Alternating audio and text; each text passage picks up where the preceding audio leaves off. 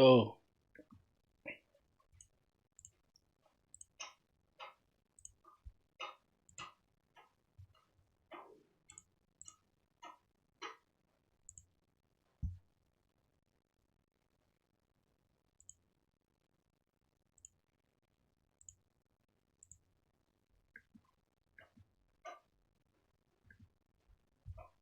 I wish. How I wish. I wish. I wish.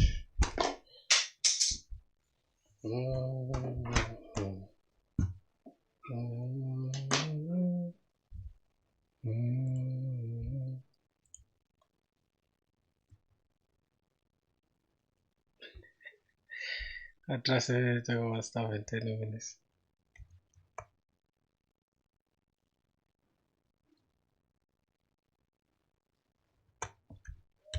What?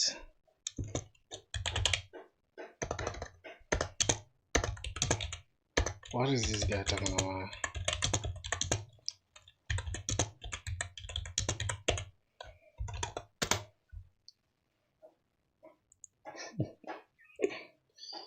Yeah, yes. Oh my god. Let me see. What's really going on, bruh? Go to YouTube.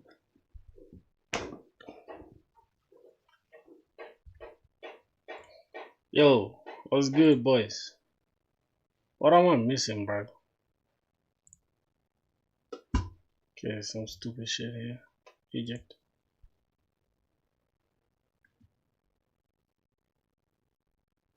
Yo, what am I missing, bro? Am I missing something? Yeah, boys, go ahead and like. Go ahead and like the video. Go ahead and like the like. Like the like. Something been rejected? Was reject, bro. What the fuck?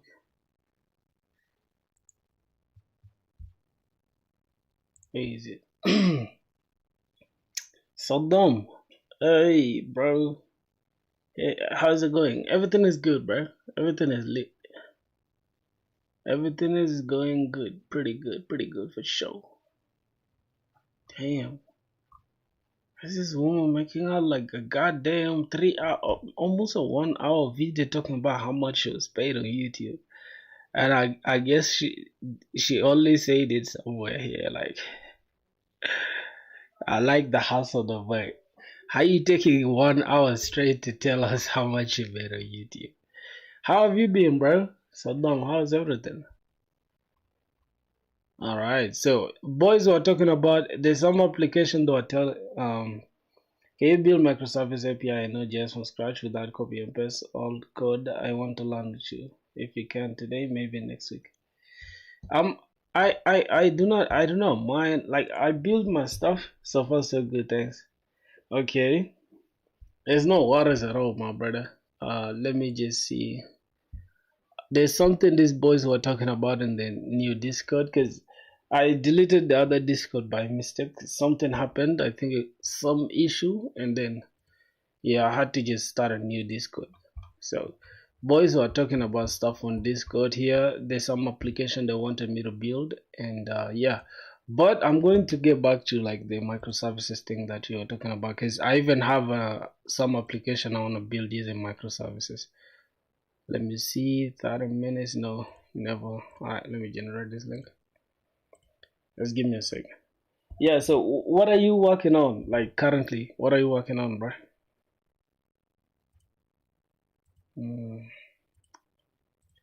Alright, let me close all the tabs. Oh, except this one. What are you working on, bro? Let me check this out. Go to YouTube, your channel. Alright, just give me a sec. Let me drop this right here.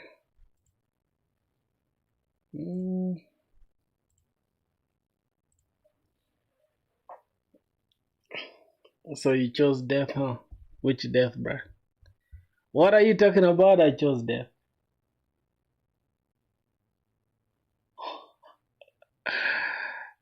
let me just make sure everything is good. Hello. Okay, is the chat there? Okay, I can read your chat on the screen. I like that. Alright, no problem. I can. So now we can start the live finally, bro.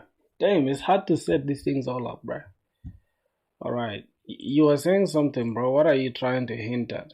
What do you mean I chose death? What do you mean by that? Alright, so we are actually trying to build an application. Let me look at the Notion. Oh, Notion is right here. Okay. My boy said we need to build microservices together. Can you build microservice API and Node.js from scratch without copying paste all code? Without copying and pasting all the code.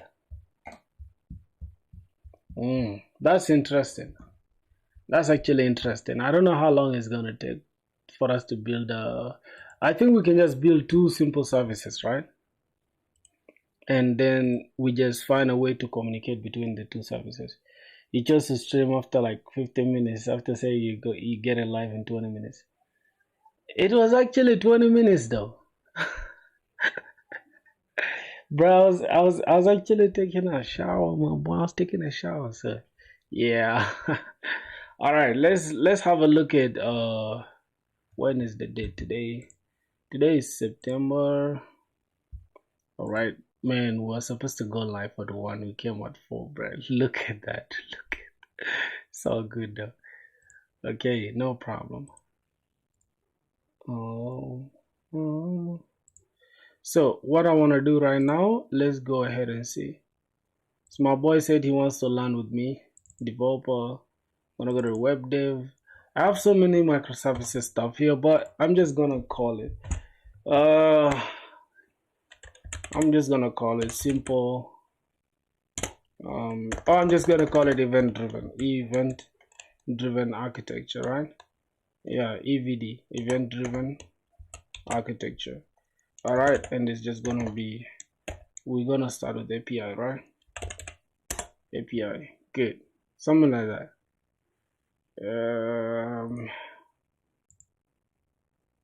I'm confused between Fedora and Ubuntu for my daily driver. Your opinion? Yeah, bro, like when it comes to choosing between like Ubuntu and like Linux distributed, what's the distributed? Is it distributed versions? Are you sure Mon is dead? Yeah, Mon is somehow dead. Didn't you watch the video though? If you watch the video, you would understand what I was meaning. I would say Ubuntu because Ubuntu is like beginner friendly and is user friendly. Like it's GUI, which is a graphic user interface, right? I mean, whenever we have a problem, we may ask Google or ChatGPT to learn. I just want to see how you learn new tech on the way. All right. So we are going to do this non-interrupted. Okay, it's going to be the first 1 hour of this stream. We're going to build the simple microservice architecture, API with two services. We're just going to deal with two services. And the best analogy is to always use something like this, right? Let's go. I'm just going to go to like a picture on Google. So let's go to Google. Let's just say event driven architecture, something like that. Event driven architecture images. Okay, let's just say, yeah, let's just call it like this first. Okay, so we can just understand, because I don't want to draw these things from scratch, but you guys get a point, right? So we're going to have something like this, because that's the best way to learn. Actually, Fedora feels so modern. Now Ubuntu is better, bro. Ubuntu is better. So, these guys, they have like some cool stuff here. An event-driven architecture is a modern software design approach centered around data and describes events, selection of a button on a user interface, the addition of an item to an online shopping cart. All right, so we're going to choose something simple like that, right? So this is going to be a publisher, event data store, and then we're going to have a subscriber. All right, that is actually cool. So I don't know. I'm trying to look for pictures to see which services we can just make very easily. Okay. All right. Mm, bro, why is this article not having the images that I'm looking for? I just try to look for simple images. All right, I think it should be something like this. Um, yep, let's look at this. So we're going to have a producer, an event, and then broker is gonna have different events. So we're gonna have a consumer, consumer, consumer. All right, so that means let's check out this. Now this is the best thing. This is the best one. What's up, Filthy? Yo, what's good? Vinyak Joshi. Ubuntu's beginner friendly is what I feel. Fedora, bro, did you just ignore my message? I didn't, bro. God damn, don't be in your feelings. Okay, so brother, as you can see, we have that in place. So that's what we are doing, but we're looking at microservices, right? Let's call this event driven. Let's just call it microservices because I really want to get something simple for us to break down real quick. Let me look at this. All right. So this is going to be one service, one service. So the question is, do you want us to have different databases, or we can have the same exact database, just shared database? Okay, let's look at this. Let's look at this. Because it's always good to understand what you're building before just going blindly to build it. All right, let me look at this. We have account service, inventory service, shipping service. So we are actually going to just use this simple one. This is the one we're going to use actually. But we shall just stick with like, let's say catalog so that we can see like the amount of, what are you trying to do? I'm trying to build a simple microservice API, simple one for my brother to follow, you know. All right, let's see. So catalog, it's on database, shopping cart, it's on database. Yeah, I think that should be it now, boys. Y'all get the point of what we are going to do. Whichever you think is easy for a newbie to learn, makes it simple as possible. All right, we're going to make it as simple as possible using Node.js. Now, before I go to that, bro, yesterday we tried to build something with Golang. We had a good time though. We created a simple API with Golang yesterday. So if you guys missed it, you should check out yesterday's live. You guys will see it. All right, so let's just begin with that. All right, I'm just going to walk you step by step with me so you can just follow along. It's going to be as simple as possible. So the first thing we're going to do, right? We're going to create the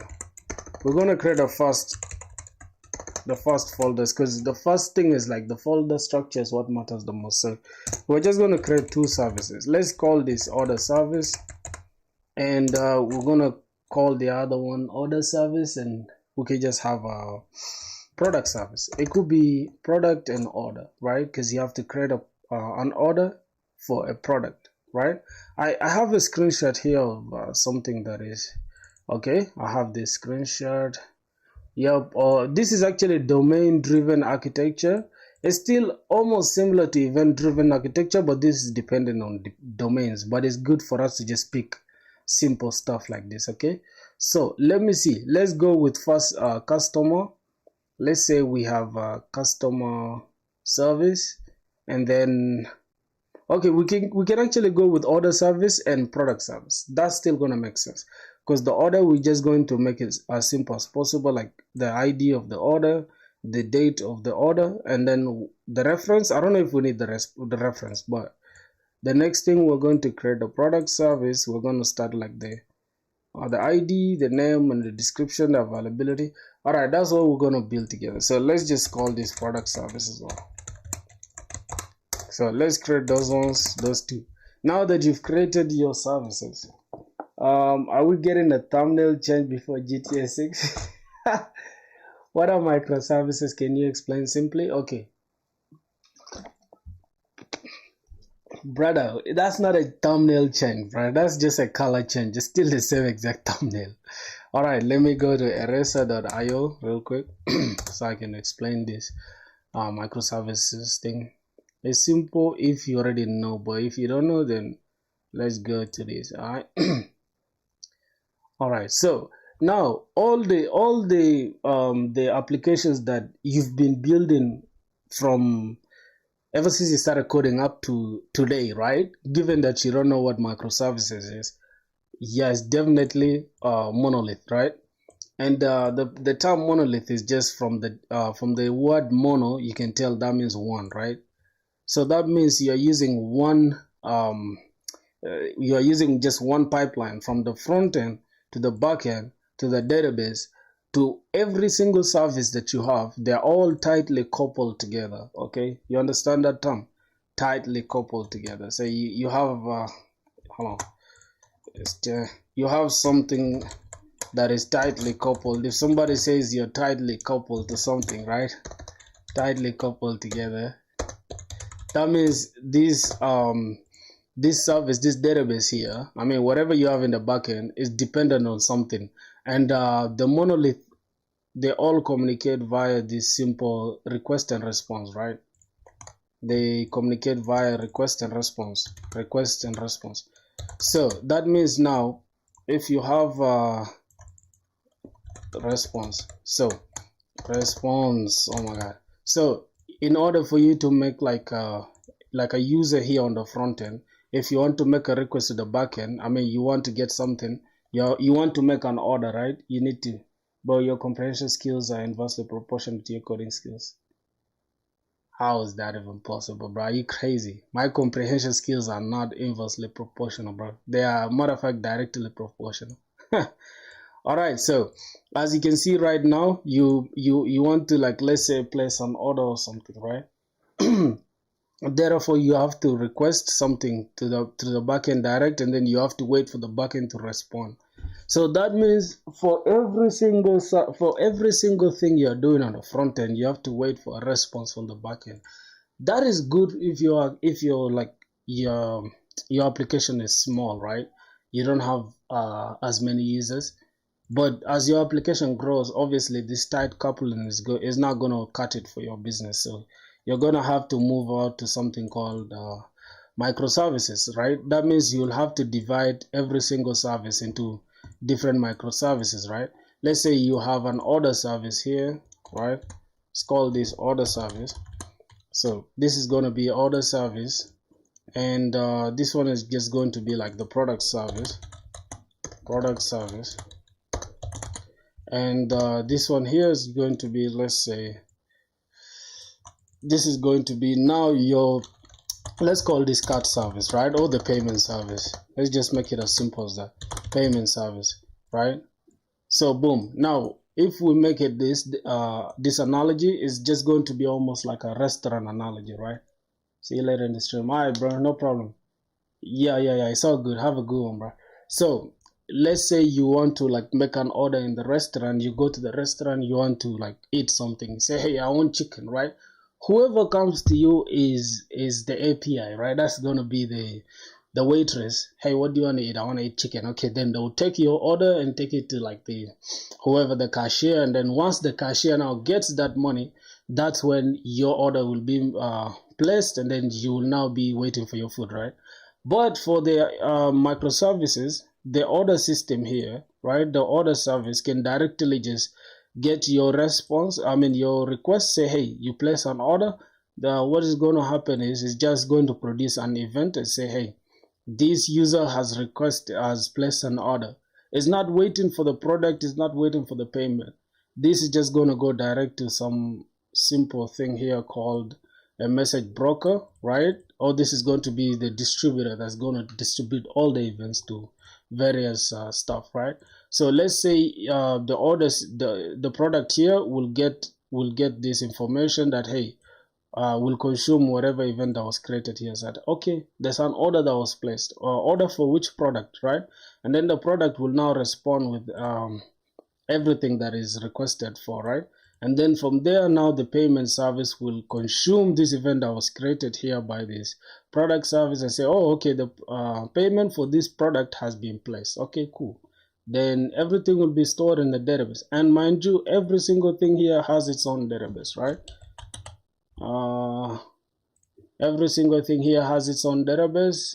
But you can always just create the same shared database. You can have one single database, or you can remove the tight coupling by giving them every single service with its own database. Now, this is very good for like an application that has a very big user base. So that's going to be it for like the explanation part. Let's just go ahead and create the simple services and stuff. So, all right. So as you can see, we have the order service and the product service created. So the next thing we're going to do, we're going to go to like every single service here. But first, before we create every service, we need to create a file that is going to be Docker Compose. Now, the reason why I have Docker Compose here, YAML, why I use Docker Compose is because Docker Compose makes it very easy to spin up and remove databases, right? So you can create new databases, you can kill databases, you can do all that inside a Docker Compose YAML. And Docker Compose YAML can also like just orchestrate all the different services within your application, right? Let's say you have like 20 services here. Rather than creating every single service, running it up and bringing it down manually, you just use the Docker Compose YAML. So that's it. Let's go inside the order service now.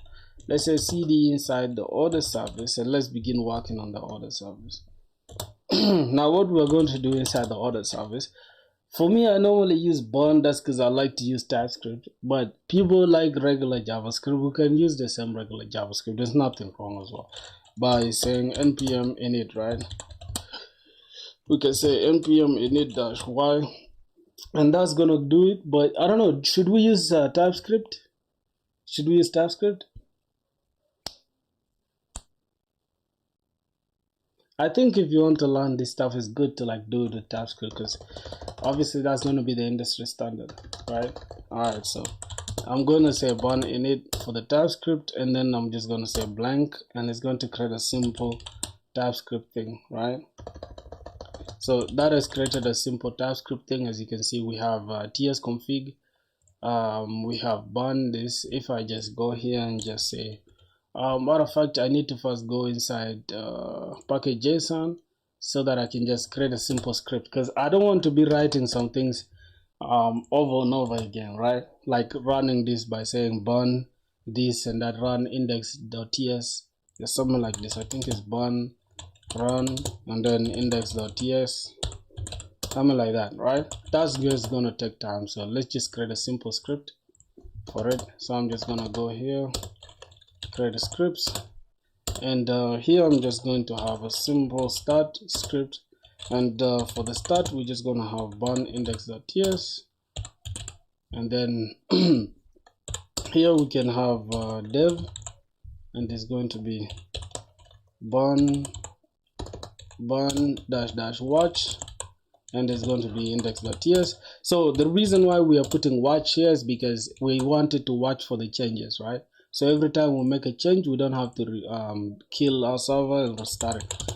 We just say bun dev, and then it will run our server. It will be watching this. You get, it's watching this index.ts. All right. So let's say if I remove this, it will. You see that it's running again, and now it has failed. If I just put this back, something like this, it will just run again. So that's basically what we are doing there. All right.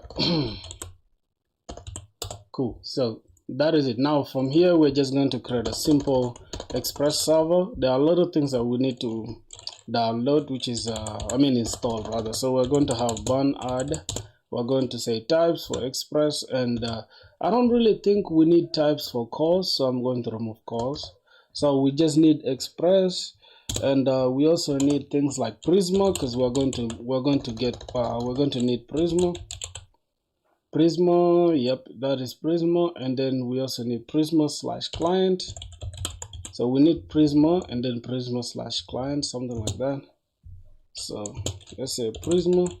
Now things like Prisma, I think they are dev dependencies, so we are just going to first run the ones that are not dev dependencies, and then we can install the dev dependencies. So let's go ahead and just install Express first.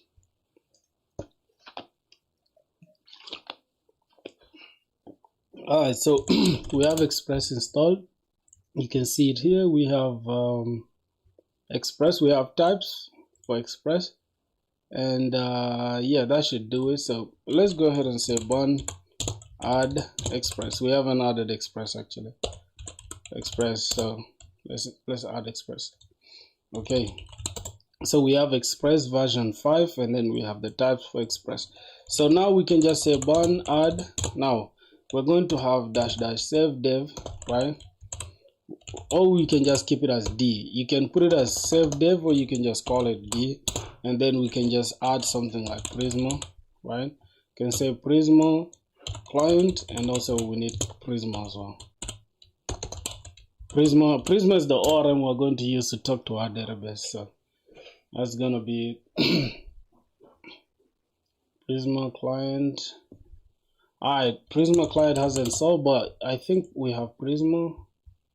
Do you have Prisma there? Okay, let's just say burn add Prisma. Let's add the Prisma, and then Prisma we shall just install the.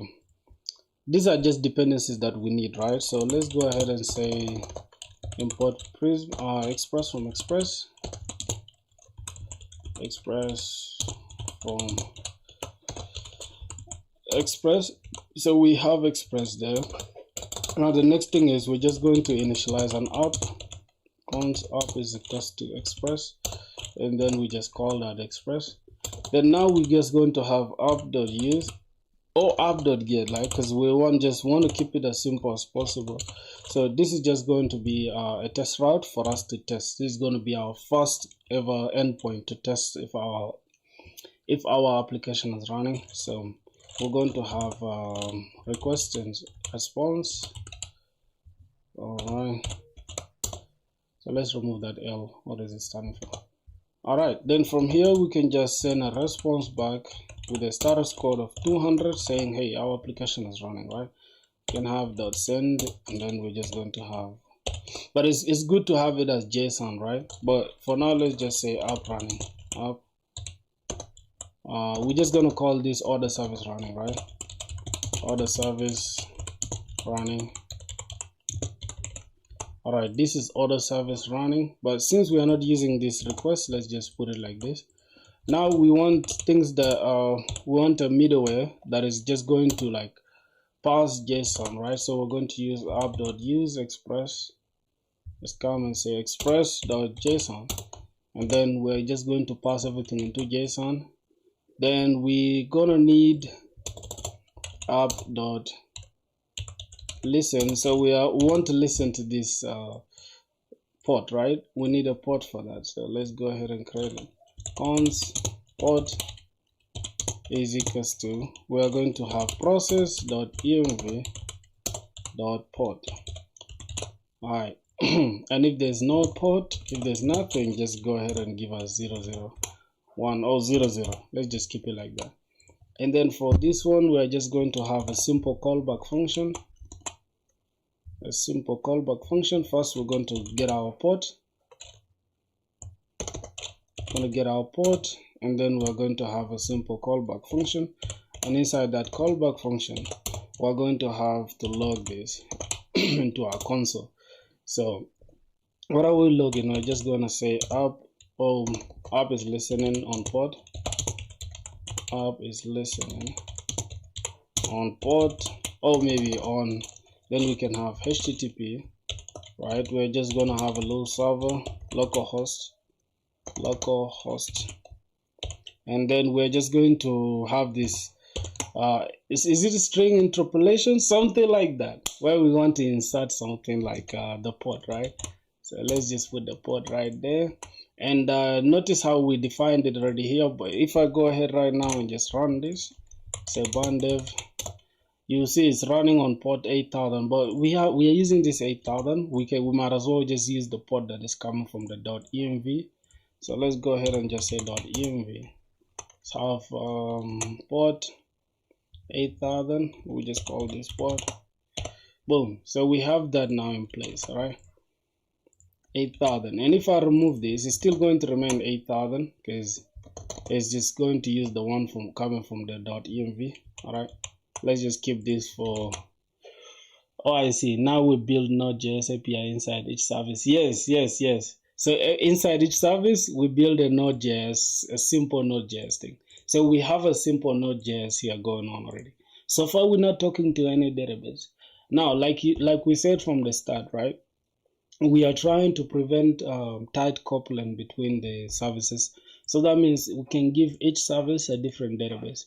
So we can have here its own database, this one also its own database. So now we've created the order service, right? So you can see Ola from India.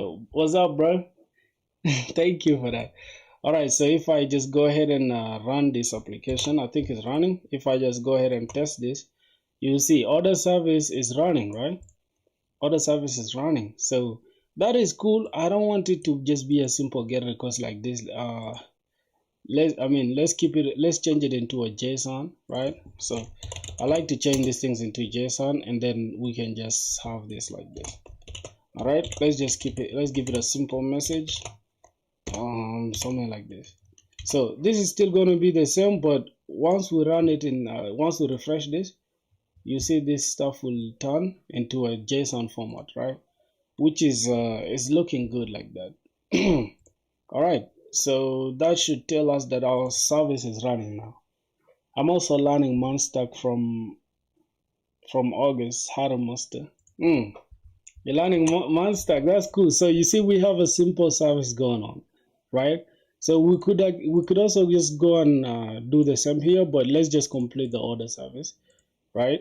So after we create this, we can go ahead now and build our Prisma. Let's just say kill this for a sec. Then we can say burn Prisma init, so we can initialize Prisma in our application.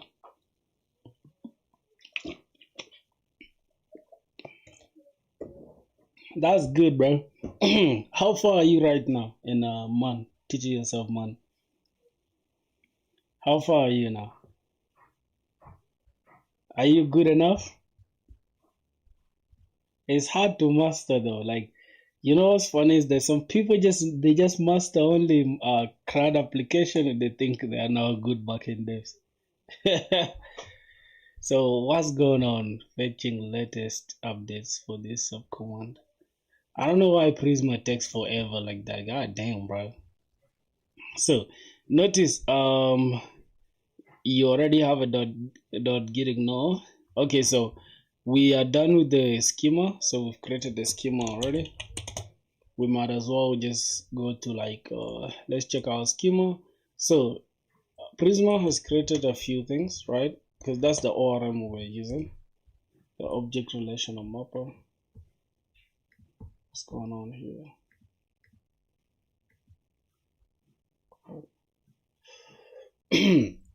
It's okay. So we're going to have a low model, and then the model is going to be order, the order model, and inside the order, you know what we need inside the order? We need the order ID, which is just going to be type string, and there's going to be type ID, and by default it's going to be CUID, right? And then the next thing we need is just the order name. Obviously we need the order name. It could be the order title. The order name can be a string. And then the order, like, I don't know if we need the quantity for order as well. It's like when you place an order, do you need quantity? I might place like, hey, I need 2 cups of coffee, right? So that's an order. It's a quantity involved, right? So we're just going to have quantity, and this is just going to be int. All right, so that should be it. And then we can have the order date, which is the created at, right? Created at field, and then it's going to be by default date time. It's going to be date time, and by default it's going to be date.now. So we're going to have now, and then the last thing here is just going to be the time we updated this. It's always good to have like the updated that and deleted that. I mean, they updated that, created that and updated that, so that in case somebody deletes or some malicious user just adds random things to your database, you can just check at the time they added that kind of stuff, that you can just delete it. So this is going to be, it's going to have its own, okay, it's going to be updated as so. Let me see what's going on here first of all. Why am I not seeing this? All right, so that is it for the schema. And the next thing I'm just gonna go ahead and remove this generated, because I don't want it to generate anything inside here. So I'm gonna take it out. All right, that is it for the schema. So how are we going to now push whatever changes we have here? How are we going to migrate them to our PostgreSQL? That's what we are going to do in a minute. Just give me a sec.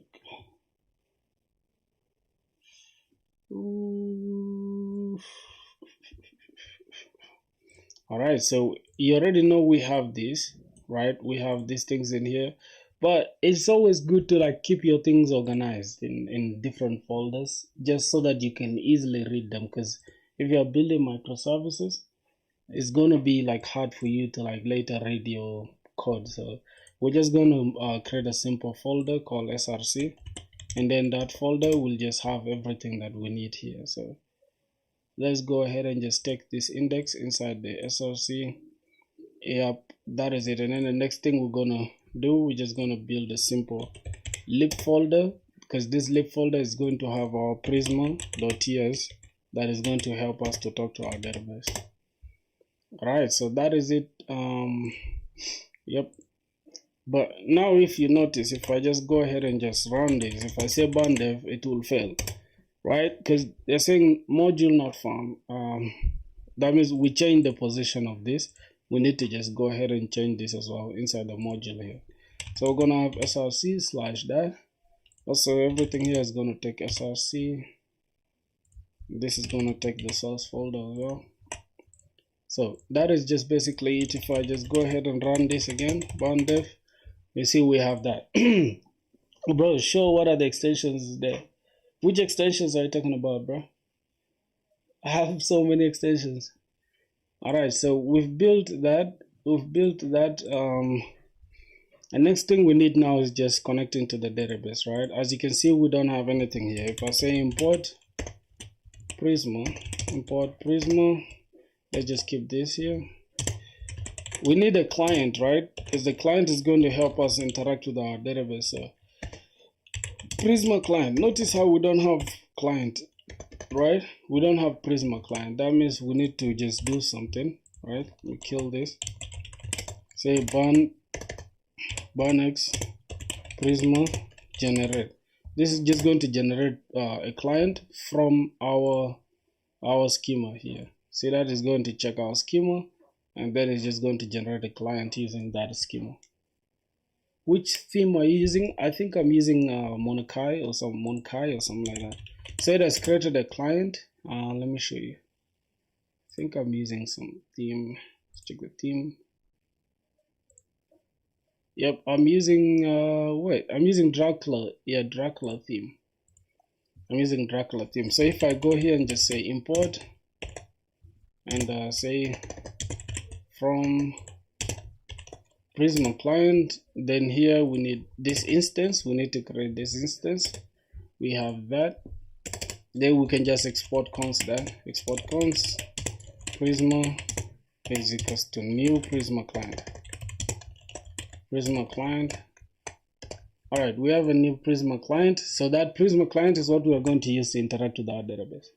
So that's basically it. Now the next thing we need to see, just spin up our Docker so we can see what's up.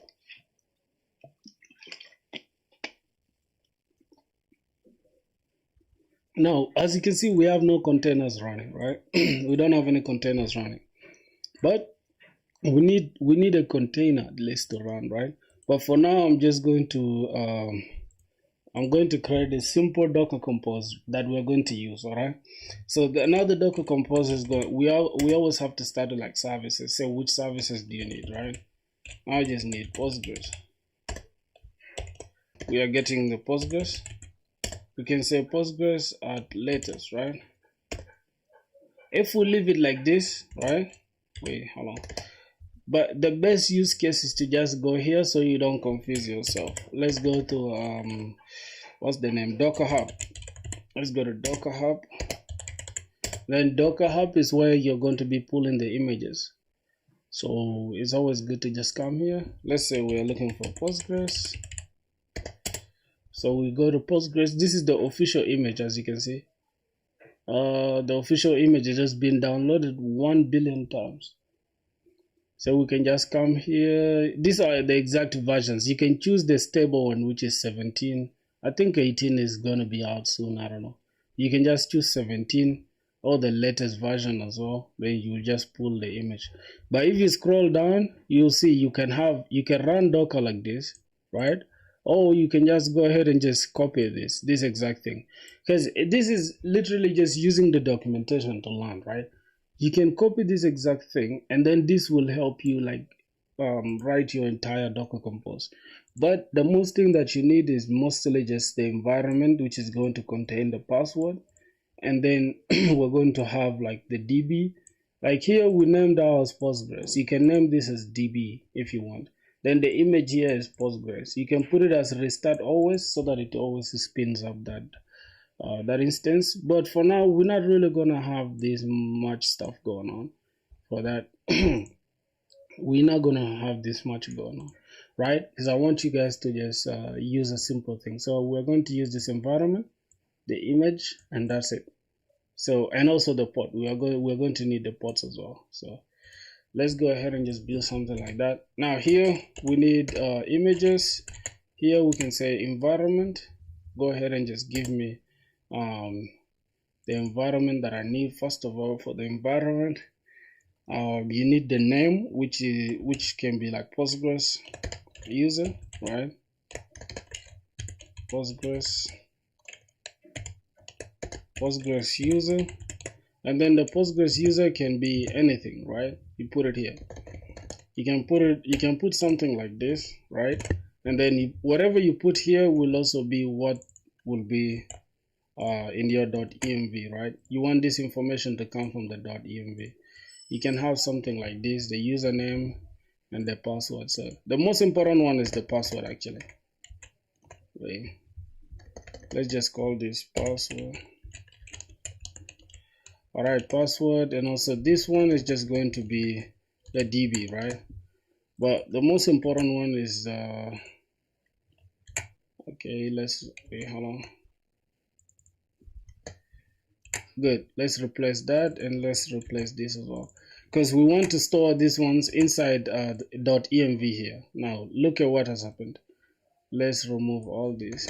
So as you can see, by default Prisma comes with like random stuff here. You don't really need all that, right? You just need something like this. We shall build this one together. Okay, Postgres, we have localhost here. I mean, you can have the database name, which is a Postgres, and then you can have the password here. You can have Postgres password. Yeah, we're gonna have Postgres password, and it's going to be at localhost, which is going to be our, then here the DB name can just be order service, right? You can have this as order service. All right, this is just going to be the password, the username, and then this is going to be the DB name, and then this is just the environment that we're going to pass here as well. I mean the .env, right? The ports. So here we're going to say export ports, and then we're going to say map 5432, map it to 5432 as well. 5432. All right, this is going to be the port that we're going to use. And the next thing is we're going to be needing also .env, right? So we're going to have env file, and then the env file is just going to be .env. It's going to be .env, right? We can have it like /.env, something like this. All right, that's going to be our env file. And then after that, I think the last thing we need here is just to have the PG data, right? We can have this as the data, which is going to be like every time we delete this thing, every time we take down this, we're just going to use it again from the data. That means you store the data somewhere on your computer as well. But for now, let's just keep it as simple as this. Let's try to spin up this database, see if it runs. So I'm just going to copy the same exact thing, go to our .env, just replace it here. Okay, remove this.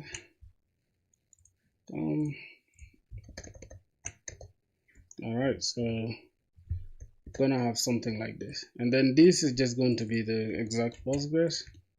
Gonna have it like this, and then Postgres pass, and then the database is going to be this exact order service. Copy this, and that's basically it. That's all you need for this order service. Now the other one, for if we go inside our product service later, we can just change this one and then just change the name and the password and the username as well. So that is it. Let's try to run our let's say Docker Compose. First, we set down in we remove the volume, right? If we have anything, we don't have what's going on. Server.environment Postgres is declared with a trailing space. Oh, we have a trailing space. Where?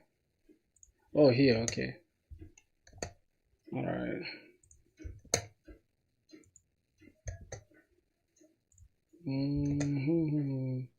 You see, we can have this like this with these dots, or you can just have them like this, right?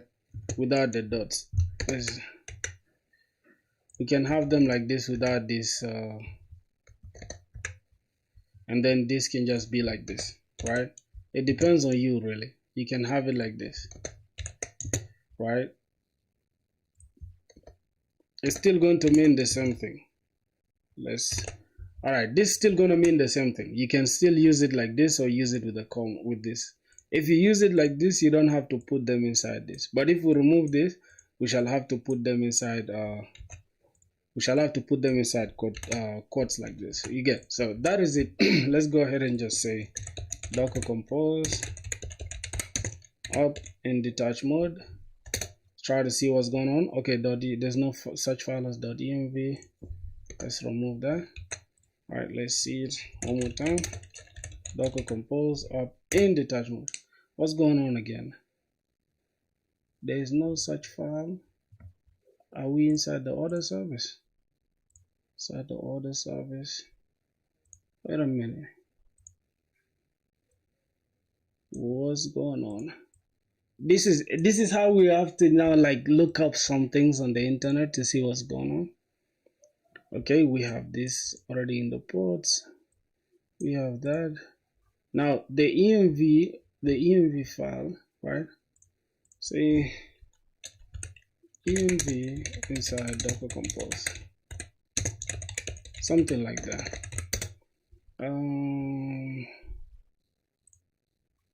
All right, this is for the environment.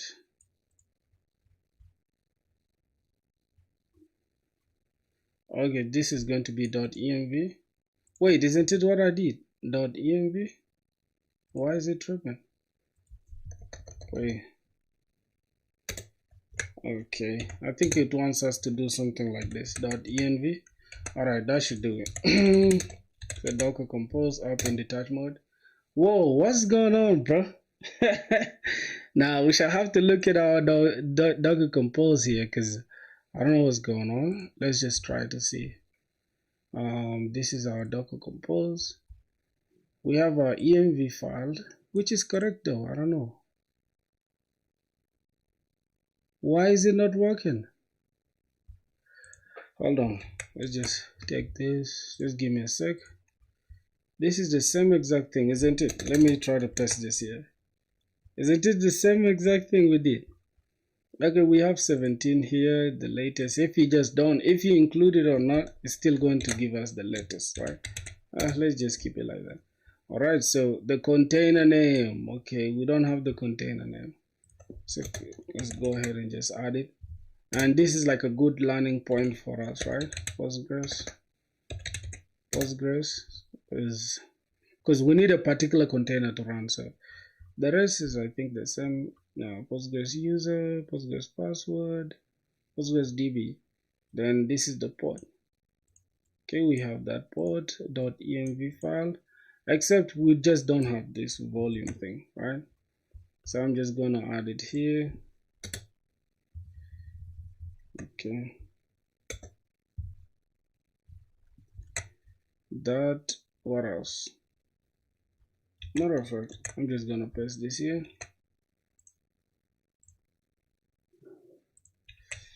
Yo,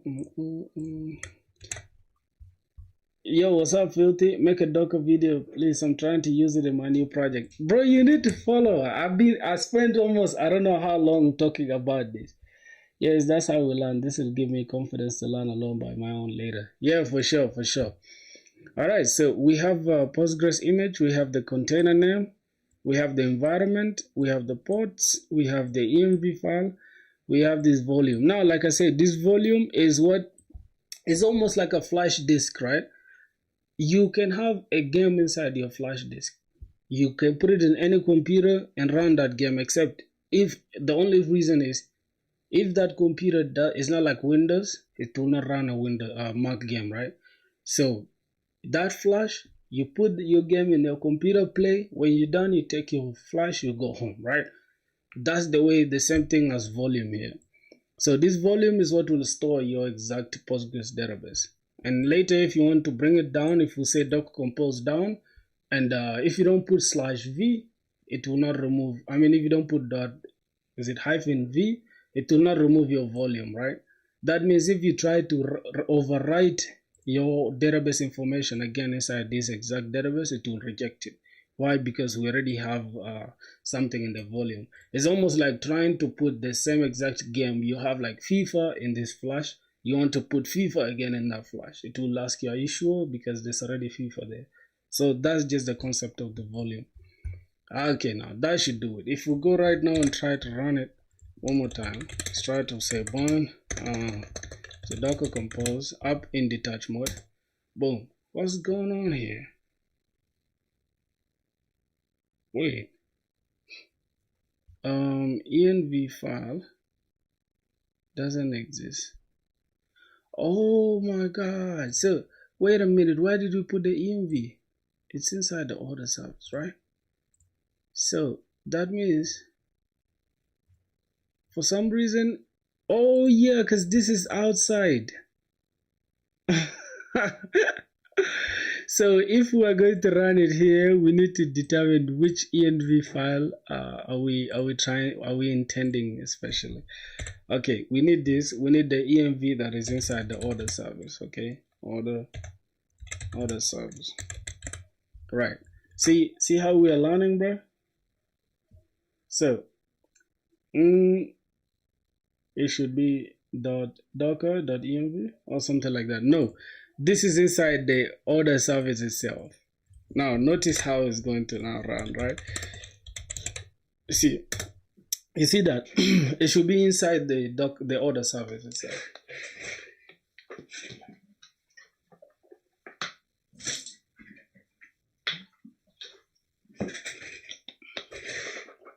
Yep. So we have our database created successfully. Yeah.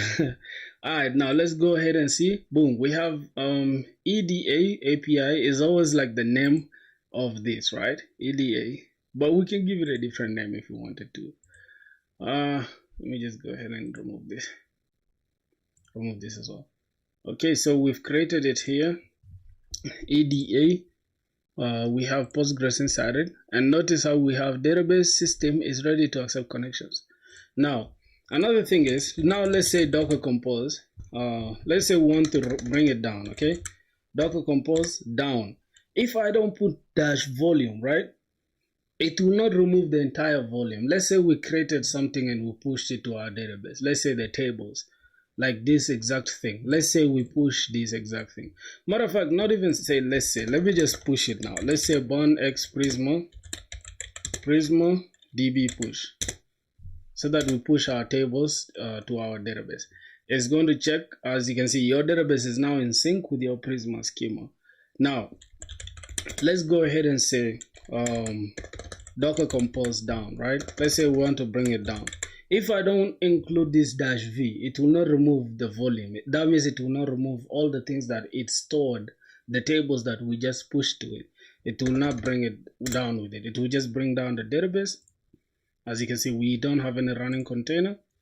And if I just go ahead and say docker compose up one more time, right, it will just create it, but it will not bring, it will not create a new It will not create a new volume because we had a volume previously, right? That was created. Now let's say docker compose down, and then we just add -v. Boom, it will bring down a container removed. You can see even the volume has been removed, and by default we have created a new network. So we need the .env in each service. Wow, that's a good learning point. It's all new for me. I'm following now, and after the stream, I'll do my homework and learn alone. Like, yeah, you need .env in each service, because this .env is what will tell Docker Compose that, hey, this is my application, this is what I have, right? But later you can teach yourself like how to create Docker file, right? You can create a simple Docker file inside every single service, right? Every single service can have its own Docker file, and it will make it easier to run all the services, because you will just run the Docker file rather than creating separate databases. For now, this Docker Compose YAML is acting as separate for just the order service. If I go ahead and create now the product service, I have to just come here and create another different database, right?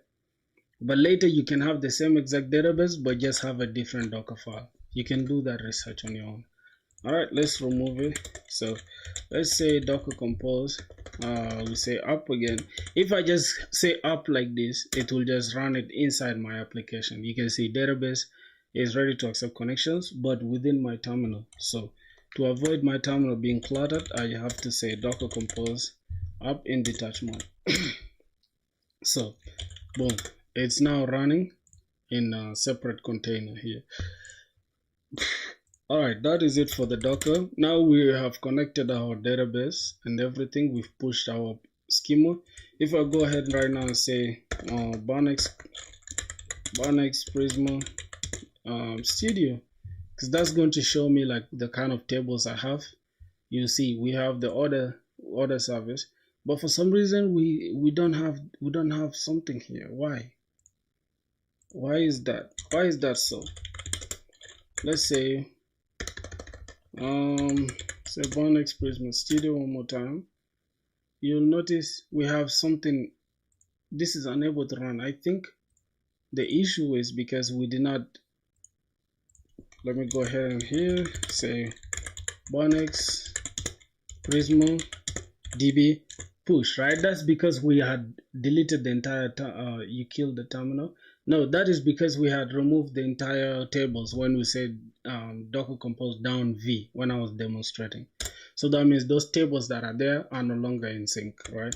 So this will just remove that stuff. If I say Bonex Prisma Studio, you see, boom, we have we don't have any error again. Bro, take my kidneys but change your thumbnail. What should I do with your kidneys, bro? Alright, so boom, we have that. So now let's go ahead and say bandev to run our application. Yep, so our application is running. We have the order service running. Right now, we can easily create like everything inside the order service, the CRUD application and all that stuff that we need, right? So that was gonna be it. I think we should just create two simple endpoints inside here, right? We need just two simple endpoints.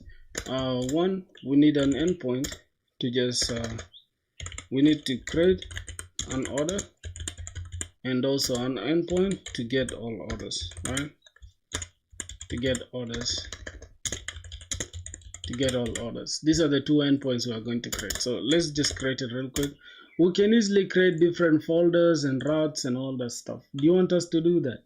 But first, let me just do it here, and then we can go into separating them into different files and routes. So let's have it like this, because it's always good to have a clean architecture. Let's say app.get.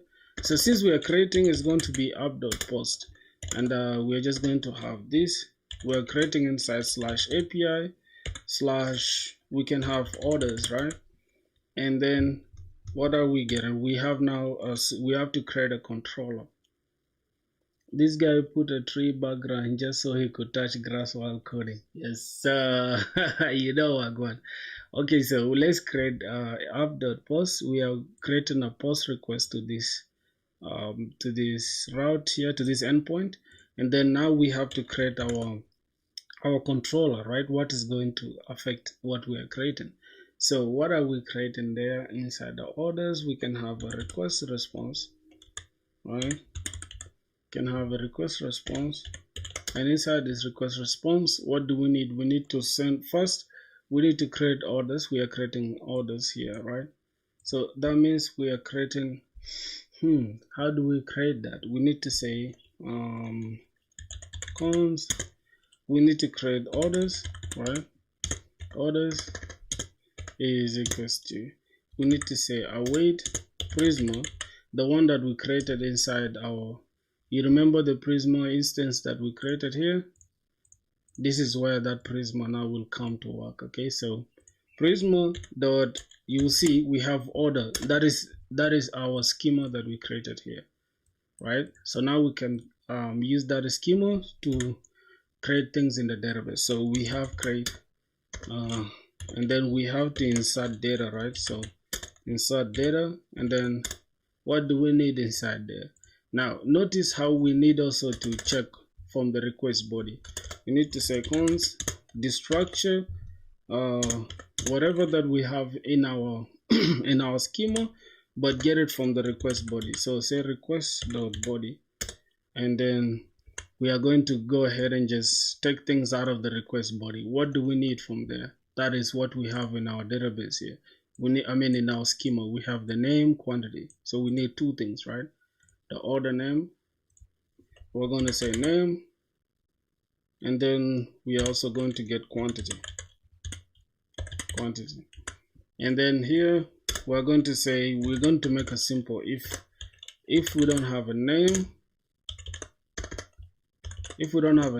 and we don't have quantity. See that if we don't have name and we don't have quantity, then go ahead and return to us a response. Return a response.status and say, hey, this is 400, status of 400, and then go ahead and just give us JSON, say message, and then the message should be, hey, name and quantity is required. Okay, name and quantity. Just keep it simple, like name and quantity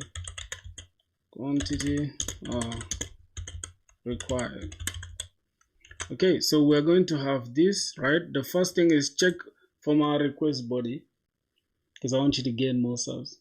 Like 1,000 people are doing this stuff, coding and live streaming. Try something like IG, make coding fun, not funny, not fun.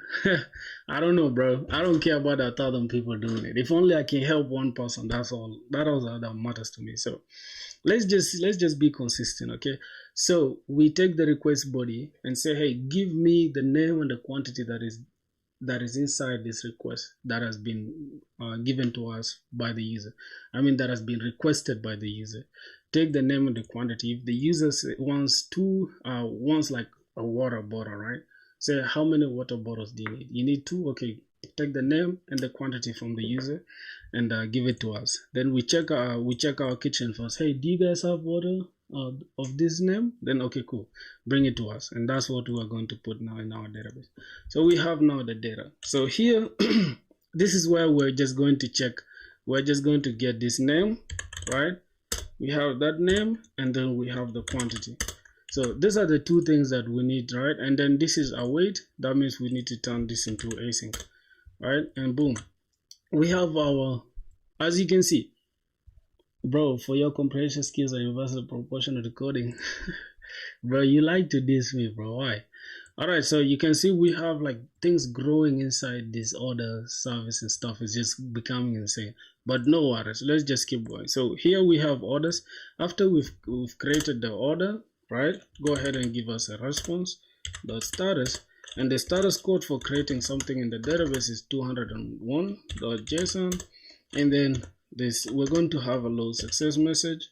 I'm going to say success, and it's going to be true. Then we're going to have message. Now we can say hold on, we can say order created successfully, order created successfully, and then we can just pass that order, right? We can say orders and then just give us the orders. Now not here but inside this. Okay, pass this here inside here, so we can have, we'll remove this, can have this. All right, so as you can see, first the success is true. That means we have created the order successfully. Then boom, we have orders. Now the thumbnail looks funny to me. I'll buy a MacBook M3 if you give your kittens to me instead. Kiswa, what's up? We can't be leaking any positivity out of this stream now. All right, so let's see. We have created that, and then the next thing now that we are going to create, now as you can see, this is just growing like crazy. We have this thing here, but we might have errors, right? That means we need to also try and catch, right? We need to catch the errors. If we get those errors, it's proper error handling. Say, okay, so let's go ahead and log if we have the errors. So log this error. Going to just log this error. Say we're going to say error creating an order, right? Or error creating orders. I think we can just say error creating an order. And another thing is we are creating one single order, right? So let's go ahead and just create that order and keep this as order. Should be order. Let's keep it just singular. All right, so we have that in place. Now as you can see, bro, inside our index folder here, it's very unlikely that we are going to create like a lot of things inside this. Like you don't keep your business logic inside here. So we're going to do something about that in a minute. But let's just complete this. So here now we're going to go ahead and create app. We're going to say app.get. So since we are getting orders, here was app.post, and here we are saying app.get. So here we're going to say /API/. It's always good to say to version your APIs, but for now let's just keep it simple. We are not versioning anything. Let's just say orders, and it's also good to keep this like plural, like orders. You don't say order, you say orders. All right, and here as well, we're just going to have a simple request and response, and then boom. Now this is where we're going to get all orders. Now for getting all orders, like I said from the start, we need this as try catch, and we need this as async, right? We need this as async. I'm going to show you how we are going to like we're going to, how did I call it? We're going to refactor this entire page so that we can have clean index.ts. Okay. Cool. So let's start with the try. But for the errors are going to be the same. Now we log this to that, and then we also need to send this error. So error.status, and since we are having the error inside the internal server error, it should be this. So we are going to have something like internal server, because anything according to the status code, anything that is 500 is internal server error. Internal server error, while internal server error while creating an order, right? Going to have something like that. So I'm just going to go ahead and say .json, and we are sending the same exact JSON message, right? Message, and then we can just copy this exact message, just copy that and then paste it here. Cool. So now we have the same exact message. All we are going to do, we are just going to copy this thing. It's going to be similar error message for all of them, right? So let's go ahead and get all orders. Here now we're just going to say const get us the orders. Say orders is equals to await Prisma dot find, right? Since we are finding many, we can just say find, or we can say find unique, right? We can say, oh, we're getting all, that means we need find many. But first we need to check our order, and then we get find many. Since we did not specify that we are getting this order, one simple order. We're getting all the orders, so we're going to have something like this, and then this, that is it. So here is enough to get all the orders. So we can say, if we don't have orders, right? If If we don't have orders, then just return a response. Return a response or status, and this time is going to be 400. We can say orders not found, which is 404, but I don't know if we really have to do that. You get it? Sometimes it's not good to over engineer, but let's just keep it like this for now. Let's just give it a little message, say order not found. All right, orders not found. But it's very unlikely that you'll not get orders, because if you're looking for the orders, you'll have, it's either you'll get an empty array or you'll not get orders. So this will not make sense. You understand? This will not make sense unless you generally don't have anything, and then this by default Prisma will return an empty array if you don't have orders. So this is not gonna make sense here, but we're just gonna comment it out just in case you want to see it. All right, so that is it. What else here? We're just going to return a response. So response.status, and we're going to have 200 or JSON, and inside this is where we are just going to have orders, right? We can say message, we can have success true, success of true, and then we can just pass our orders, something like that. We can say orders, right? Something like this, orders, or we can just have just one orders like this. Now this is still going to make sense, but it's cool to have orders. Okay. But for now I'm just gonna remove it so we can just show simple orders. I don't know, that should do it. Really, that should do it. So the next thing is we're just going to try this. We're going to test these endpoints. After we make sure these endpoints are running, they are working very well, then we can go ahead and just refactor the code. All right, bound dev. So as you can see, we have this endpoint. If I just go ahead and test it right now, order service is running. Cool. Now if I refresh this, you will notice there's some error. Let me just open it like this. Okay, so here I'm just gonna say Bonex Prisma Studio, so we can just keep the studio open on the side. All right, so we have the studio here, but we have 0 things inside the order service. All right, cool. So let's go ahead and just test this inside the Postman. We can even just create a simple client here, but it's good to use Postman. Bro, we just read fine. Was funny and wondering why I dissing. My boy, we're getting busy here. We're getting busy, my boy. So what did I call this? I don't save anything. Do not save. All right, what did I call this? I call this EDA, right? Event driven thing. Okay, cool. So let's go to Postman one more time. I'm just gonna go ahead and create a new collection, and let's go ahead and just, all right, so I'm just gonna call this event driven architecture, right?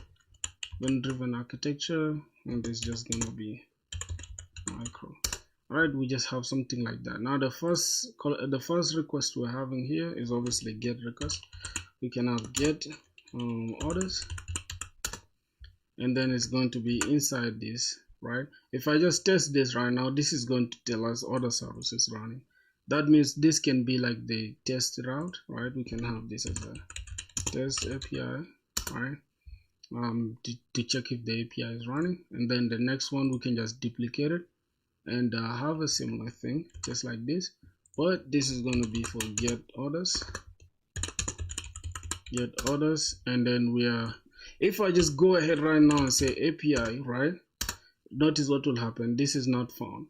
Also, if I say order, it will also tell us or not found. If I say orders, boom, success true, and we have an empty array.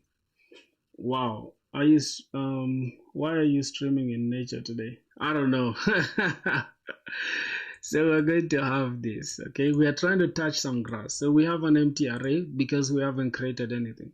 So we might as well just save this and then go ahead and just duplicate this so we can create a post route, right? So let's go ahead and create a post request. So we're going to create these orders slash this, then we're just going to use the body, go to the row here, create this body, and then whatever that we have there inside our schema, Let's go here. Inside this creating, we have this order, right? Cons order is equals to this, so we are creating name and quantity. We need to pass that as well. And remember, according to our schema, quantity is a number and name is a string. So keep that in mind.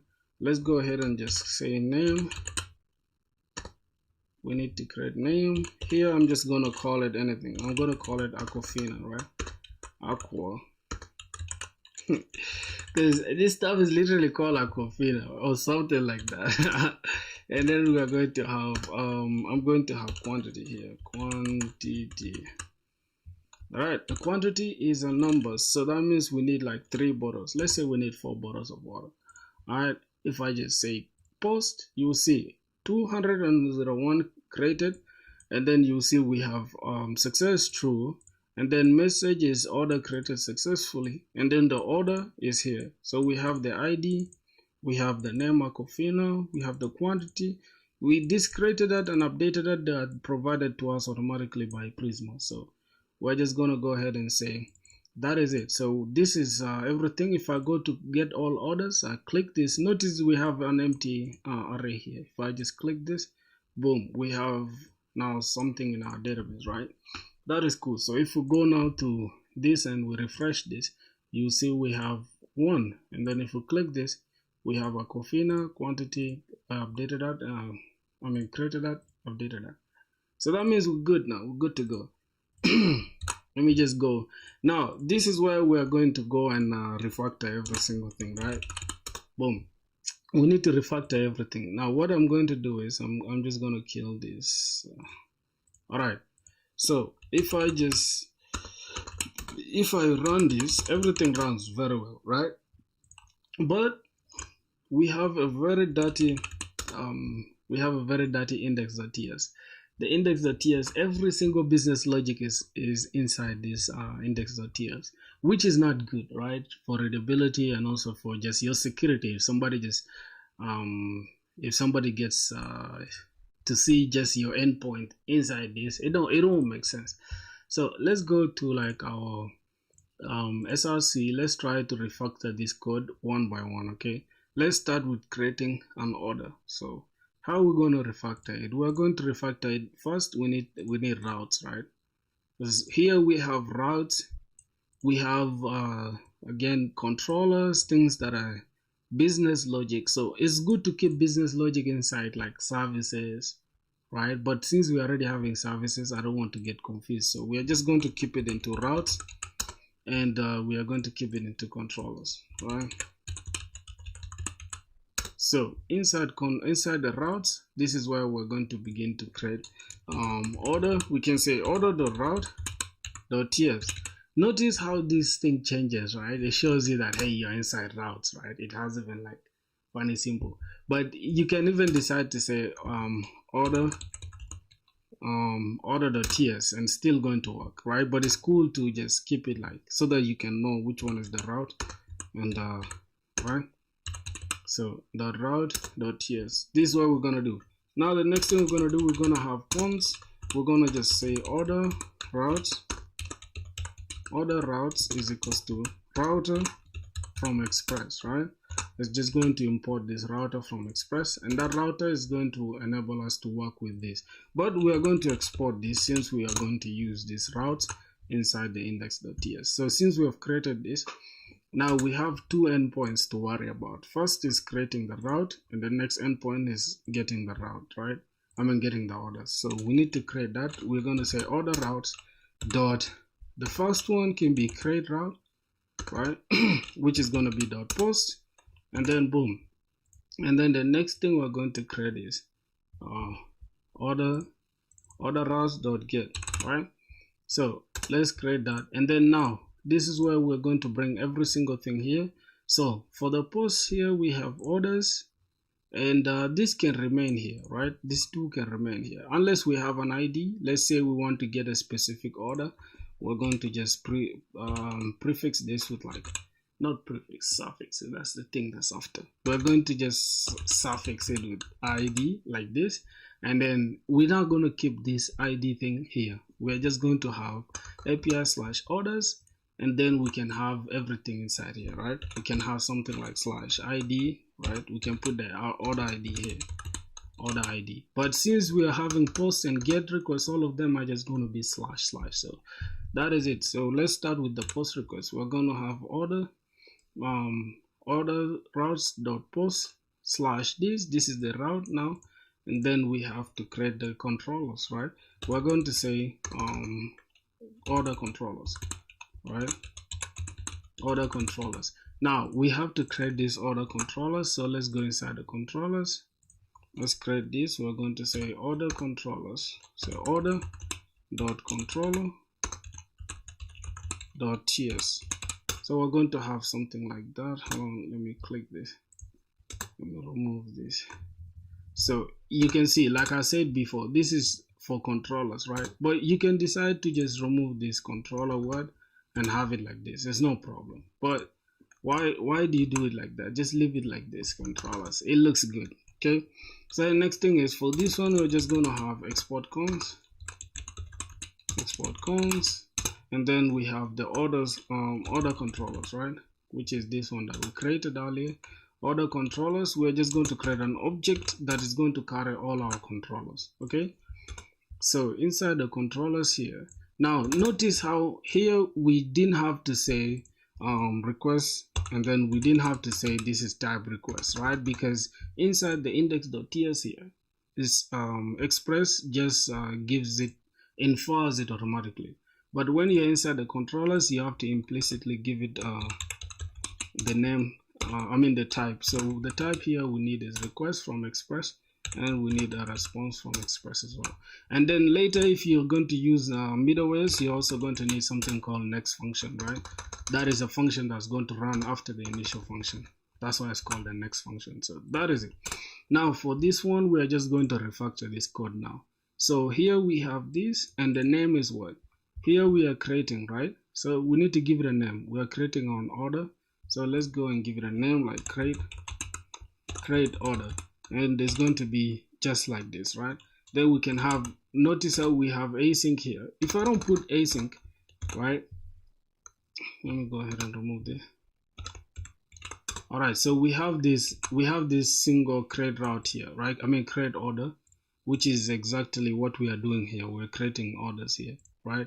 So we have to put this as async because we want to come and just take everything that's here.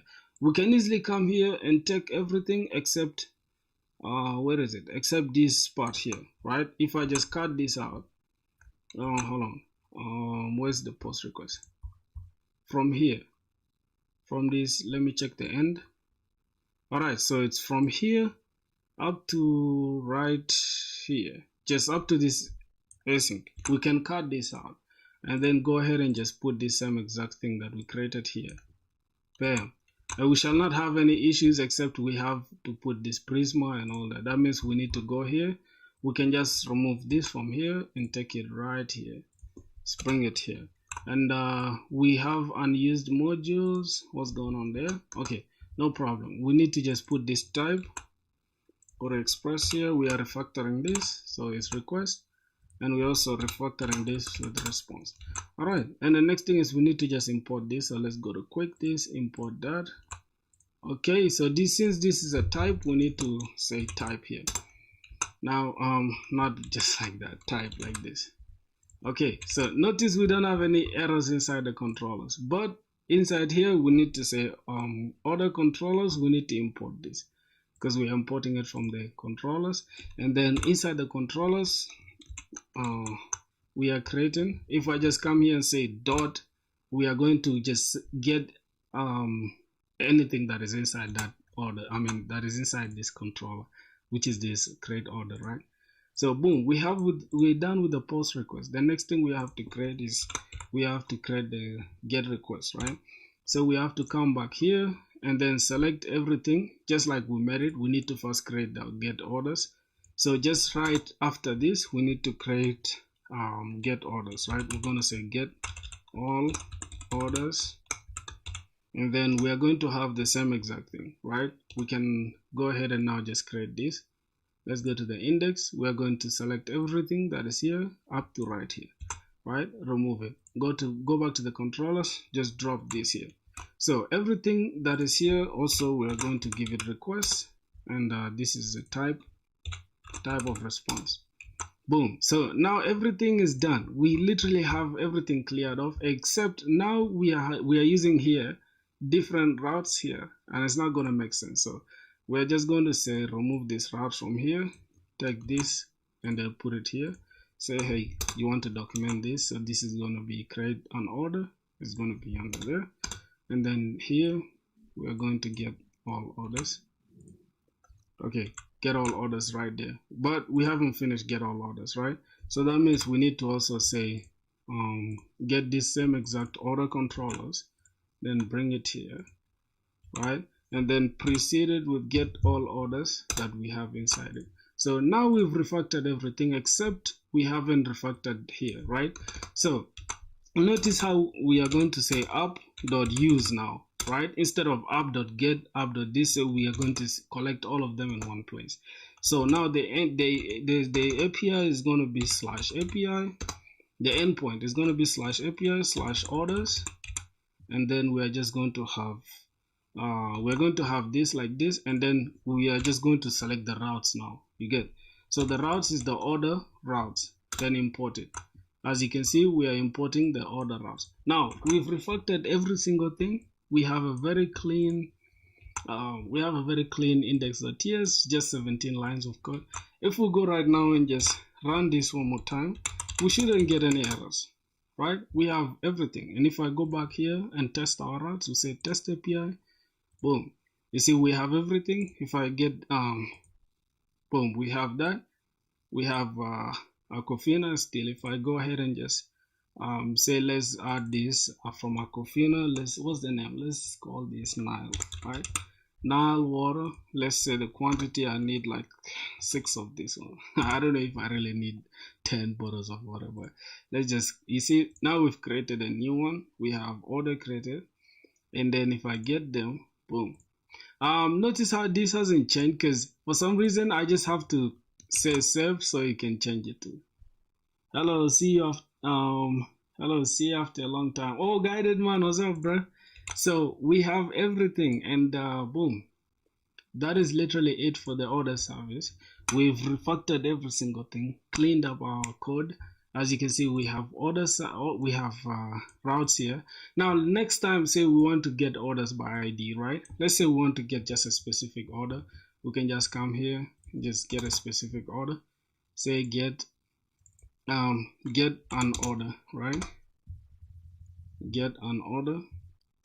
So you just want to get one order, right? Get one entity by ID. So that means we need to pass order ID from the request body, right? So we have the order ID here, and we need to create one here. I'm just going to say get order, right? It's not going to be get orders. And notice we don't have this, right? This doesn't exist inside our whatever that we've created here. So we need to go inside our orders, and just below this we need to create, say get order, and then we can just create our route here. I mean, our controllers is going to be async. It's going to be request of type request, and response of type response, right? And then boom, that is basically it. Now for here, we're just going to say const, say destructure the order ID from the request body, right? We need to get the order ID from the request body, request.body. So we are destructuring the order ID from the request body. Then we can say get the order is equals to await Prisma dot order dot find unique, right? Since we are finding only one, so we can say find unique where the ID, right, where the ID is the same as the order ID. Boom. Now this is just going to tell us that hey, and then we need to check if we don't have the order ID. If there's no order ID, say order ID is required, right? Return response or status. Say hey, this is 400. There's some issue, and say hey, pass the message. Just say order ID is required is required in the request body. Okay, order ID is required in the request body, and if we have the order ID, then go ahead and pass it here. Now if all that is said and true, we're just gonna say, hey, response.status, and then give us this is gonna be 200.json. Then we're just going to return a message saying orders. We're just getting the orders, right? So we don't even have to say that. We can just say success, the boolean is true, then just pass the order, and then the order, pass that order that we have gotten. And then there might be some errors, so we might as well wrap this inside a try catch. Let's go ahead and say try catch. I paste this here, and no, not inside there, paste it here. And from the start I said this are just going to have similar error messages, so let's just go ahead and select this response thing, go inside here, select that. Alright, this is going to be internal server error while getting an order, right? And then this is going to be while fetching or getting an order, while fetching an order or getting an order. And then this is while getting orders. Alright, so I think that is it now. We are done with this, so we can just go ahead and just let's say we go and get all orders. We want to get all orders. Notice we have just 2 orders, but if I want to duplicate this and get one single order by the ID, right? Get order by ID. So we need to pass here /order ID, and then we need to just go inside the body, and we need to pass row. We need to just pass the order ID inside there, right? So let's say I want to get all orders. I want to get this Aquafina or the Nile that we just created. I need to copy this ID, go here, and then just pass it here. I'm just gonna say order ID, and then we're gonna have this, right? Boom, save this, and then if I send this, you see we've gotten this order with an ID. Later, create repo, put this code, so next week if you continue teaching advanced concept or different concept, you may clone and use the same repo. Wondering if we have such, we have auth on how to connect to users. We don't have auth now. Oh, your exam started, guided man, that's why you've been off. Okay, that's good. Yeah, that's true. So what I'm going to do right now, I'm going to create a repo for this, right? So I can push this. You can see now we have everything running, up and running. So I'm just going to go ahead and just create this repo. Let's go to this.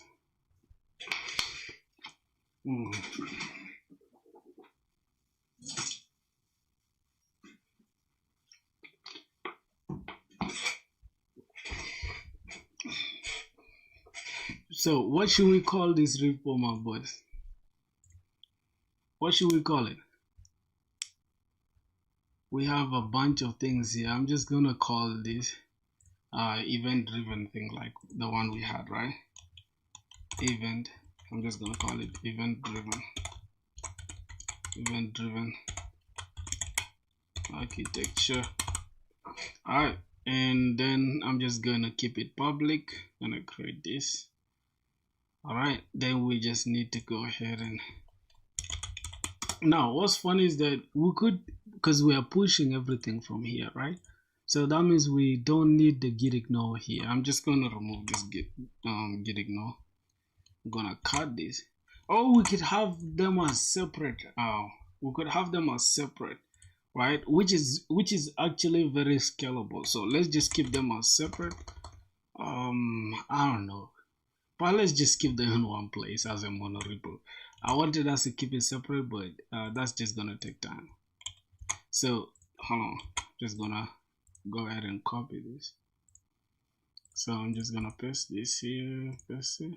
So we have our .git ignore outside here, which is good, and we can just go ahead and delete this. So I'm just gonna say git here. I'm just gonna say git. I'm gonna say remove .git ignore and .git from our application.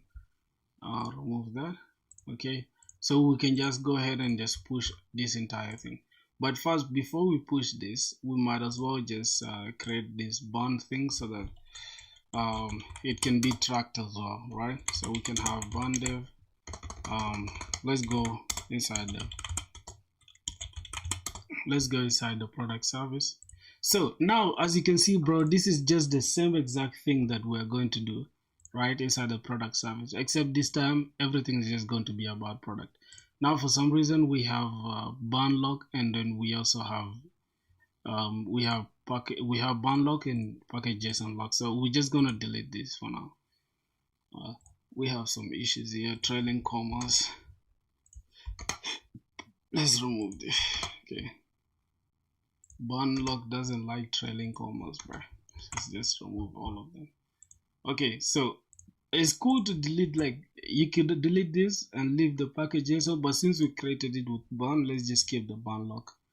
All right, so as you can see, we could just create this product thing from scratch again, then just copy this, right? Do you want us to do that? We copy this order service twice and we just edit out the things that we don't need. What do you think? So that we can just push them all at once. Or you want me to first push the order service, then we'll push this product service? It's still gonna make sense. I'm just gonna say git init. Alright, so let's just say git init for that. And notice how this is not tracked, right? This is not tracked because this is an empty folder. We cannot push an empty folder to GitHub. So that's gonna make sense. There's no problem. Once we have things here, we can just push it. Alright, so we can have git add dot everything that is inside there. Let's see if node modules is not tracked, which is good. All right, yeah, so that's cool. We could just have one readme file here, but it's cool to have it there. It's all good. Okay, so boom, we have that. What I'm gonna do, I think I should just bring the readme file outside, right? But I'm just gonna keep it there for now. Okay, no problem. Just gonna say git commit, and I'm gonna say done with CRUD or order service, or I can just say done with order service. Alright, let's say done done with order service. Okay, something like that. And then we can just say we are pushing this entire thing to git branch this and the external. All right, boom. So it's going to push everything, and you can have access to it if I just go ahead and refresh. Yep, so as you can see, we have the order service. Notice how it did not push this empty folder because we don't have anything in it. So we have the order service. If we go inside the order service, we have everything inside there. So we have the Prisma, we have the SRC. Inside the SRC, we have you see how clean it is. How to download ChatGPT for Mac and for cheap. I don't know, I just went to like App Store. How? I just went to App Store. Let's see. App Store. I just went to App Store. Yeah, you see how clean it is. So here you can just say ChatGPT. GPT. Yep. Yeah, I think I got it from there. I'm not sure, but yeah, I'm not sure. I downloaded it from, let's see, ChatGPT download Mac. Yep, just say that, and then yeah, you can just download it from here for your desktop. So that is just it. All right, so we have everything clean. We have controllers, we have the lib folder. If you click this, you can see we have the ordered controllers. Boom, everything looks super clean. Like anybody can read this code and understand what's going on. You see that? That's the best part about it. We have, you have the create order with type request and response. Everything looks super clean. So that's basically it. Let's go ahead and just work on the next one. What's going on here? All right, let's kill this 1 minute. So boom, we have that. And the next thing I'm going to do, I'm just going to go inside the order service. So now that we have some time in our hand, I'm just going to say bun in it, and then we can just we want the bun in it to be cd product service, right? We are now working on the product service. We can also say here bun in it and have the same exact thing, blank and all that. See that? See, now it's getting tracked now. You see? So since we have .gitignore, we can just use one single .gitignore, which is outside here. And we might as well just delete these readme files. Or I can just come here and use one readme file, right? Which is this one. So we can just go ahead and remove this readme file. From here, we could remove this. If I remove this, it's going to... okay, it's not yelling at us, which is good. Oh, you're doing things that are too much out of hand now. Please tell me some front end to learn. What do you mean is out of hand? My boy said it's out of hand. Okay, so the next thing we need to do, I need to first take down. Okay, CLX doesn't work. So I need to go inside cd inside the order service one more time, because I want to say docker compose down, and I want to delete this volume as well. Alright, that should be out. Then cd product service. Okay, I need to just go back. cd product service. Okay, so since now we're inside the order service, as you can see, we could actually just have one single node module there, but it's cool to just have it there. But for some reason, I'm not gonna have any readme file here really right now. I don't need any readme file, so we're just gonna keep it clean, as clean as possible. So now we have this single .env. We also need to create .env inside the product service. I think now you're getting the hang of it, brother. Right? .env. Then we can just copy the same exact .env that is here. But one thing we're going to do, we're just going to change the port, right? So the other .env was running on port 801, this service. So now for this service, we're going to run it in this. The next thing we're going to change is just product service here. Product service, and also I'm going to change this. After Python, you should learn data analysis or machine learning. It's time to learn something new. What do you mean, bro? What do you want from the front end? For front end, if you don't know what to learn, always go for React and Next.js. Don't think twice. For real, bro. Why do you start? You start from React. Bro, you've been asking this question for 6 months, bro. Or 5 months. I don't know, what are you doing, my G? How do you ask the same question for months? Alright.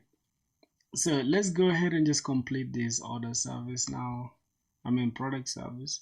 So the most common things that we're going to need will be almost every single thing that's here, right? We can just copy this same exact thing here, or we can create it again from scratch. It depends on you guys, right?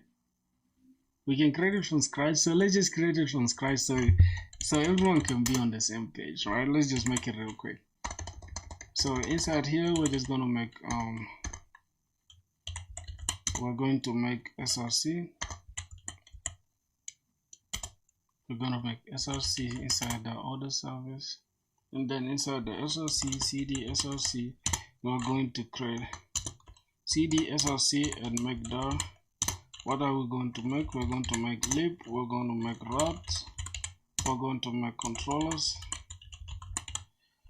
and that is it.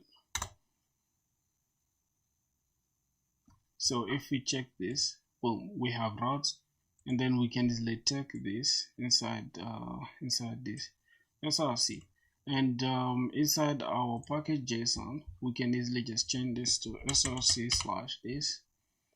Yep, and then we can just go ahead and just go to the order service and copy the same exact. We can just copy the same exact scripts. Cool. So this is same exact scripts here. Okay, everything looks clean.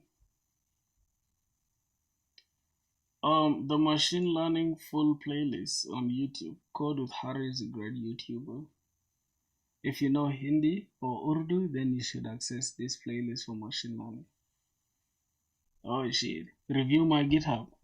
Ronnie Drach, what's up, bro? Alright, so we have that in place. What else? What else do we need? Cool, so I think we just need to create like simple routes. We have the routes here. So what else do we need? Okay. We have the controllers, so we just need to create the controllers. All right, let's start with the routes here. I'm just gonna call this product route.ts. So we have the product route, and then for the controllers as well, product controller.ts.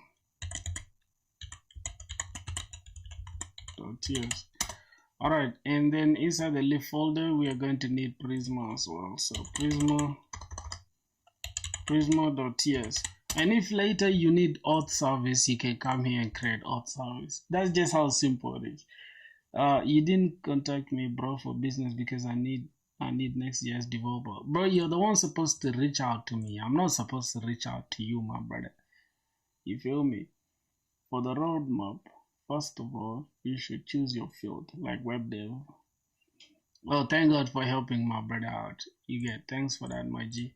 So everything that is inside our order service is what we are going to use, right? So let's just go ahead and just copy everything here, and we might as well just copy everything. And we're going to change some things, right? Like for the port, we're going to change it here. And the next thing we're going to do, let's go back here. Notice how we have some errors. Don't worry about them. That means we haven't installed Express, right? So we need to add Express. And what else? I think that is it. CD. What are we? CD inside product service. And then we need to install Express. So bun add Prisma and then add Express. Good. Alright, that should remove those errors. Could not find the file containing what? All the types. We need types for Express as well. Okay. So let's come here. We need these types. So I can just say bun add types for Express. Alright, that is going to remove that last error. So we don't have any errors anymore, but we don't have the routes and order routes and all that. That's something we're going to look at. So this is product route. We're just going to go ahead and copy everything that's inside this order, except we can just copy the same exact thing, go to our product, paste this. I just want you to work smart. You know, this is why we're doing this. So I'm just gonna call this product routes, and you're just going to change everything that's here. I mean, copy v. So here you can see we have created the routes already. So that means we can just go ahead and change this to this, and change this to product routes, and then it's gonna be product route. Alright, so we don't have any issue here, except we need to just boom. So we can just change this to products, something like that. Alright, so everything is running. As you can see, everything works for now. And then here we have the controllers to take care of. So we just need to change this one to product controllers. Okay, we can just change this to product controllers, and then the controllers can be inside here. We can have product controller. Boom. So we have some issues here because we haven't created anything. All right, we need to just boom, paste this, paste that. So as you can see, this looks good, right? But for some reason we haven't created these things, right? The create order is actually supposed to be create product, right? Rather than order. Create product, and also this is going to be get products, get all products. So it's just a matter of just refactoring. You could have just copied this entire service and then just change it, but it's cool. So you get to see get product. So we're getting one product. Now we need to go inside the controller itself and just copy this entire controller. Copy this entire controller. Go to controller. Let me close everything. Let's open this SRC controller.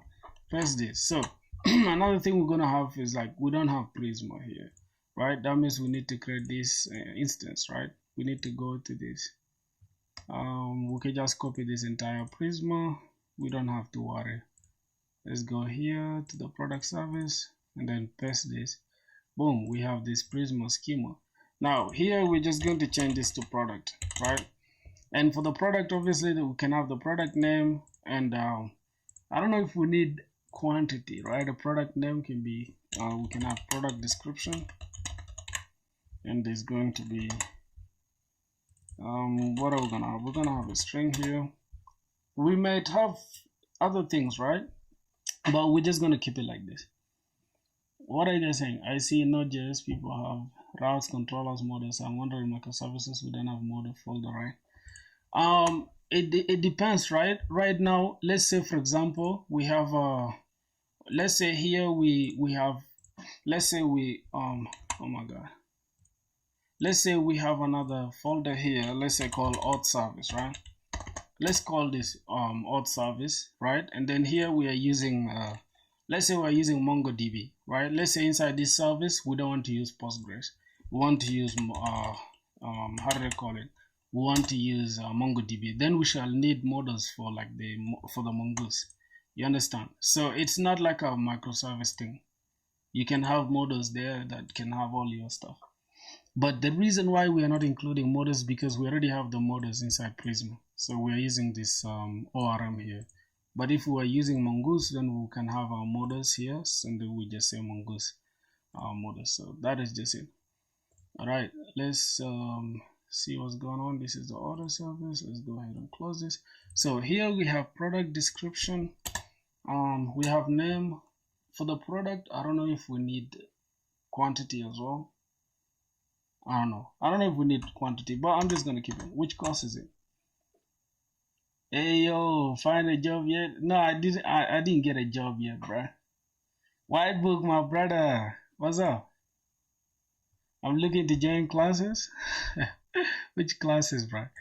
Okay, so we have that. We haven't created this Mongoose yet.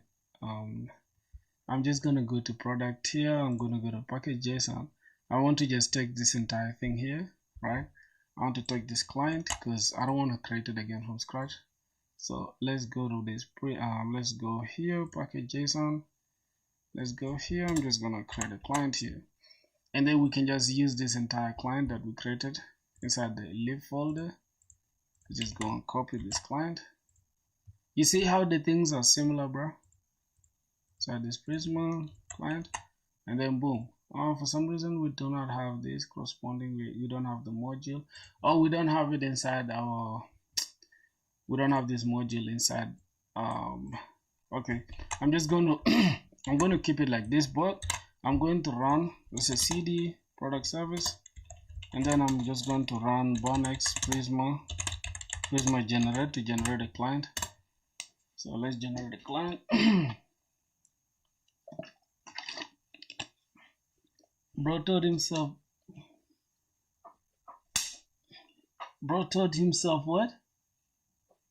Do you study in some offline classes? Who? Your love has been waiting for hours.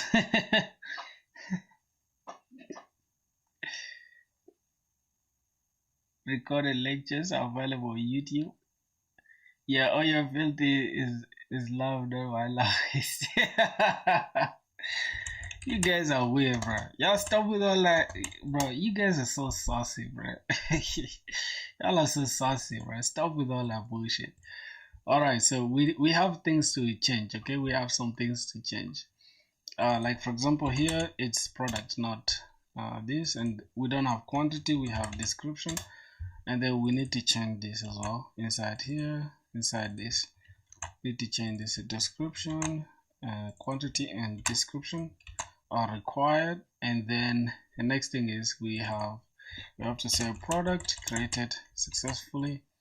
Let's copy this, then product, product, right? Then we just gotta call this product but with small p. Okay, let's go. So we're just trying to clear everything, right? Creating a product, not unproduct. Okay, data service, I'll create in. Okay, creating a product. So that's cool. The next thing we're gonna do product, and then guess what? We're going to have products with S, and then going to have products with S.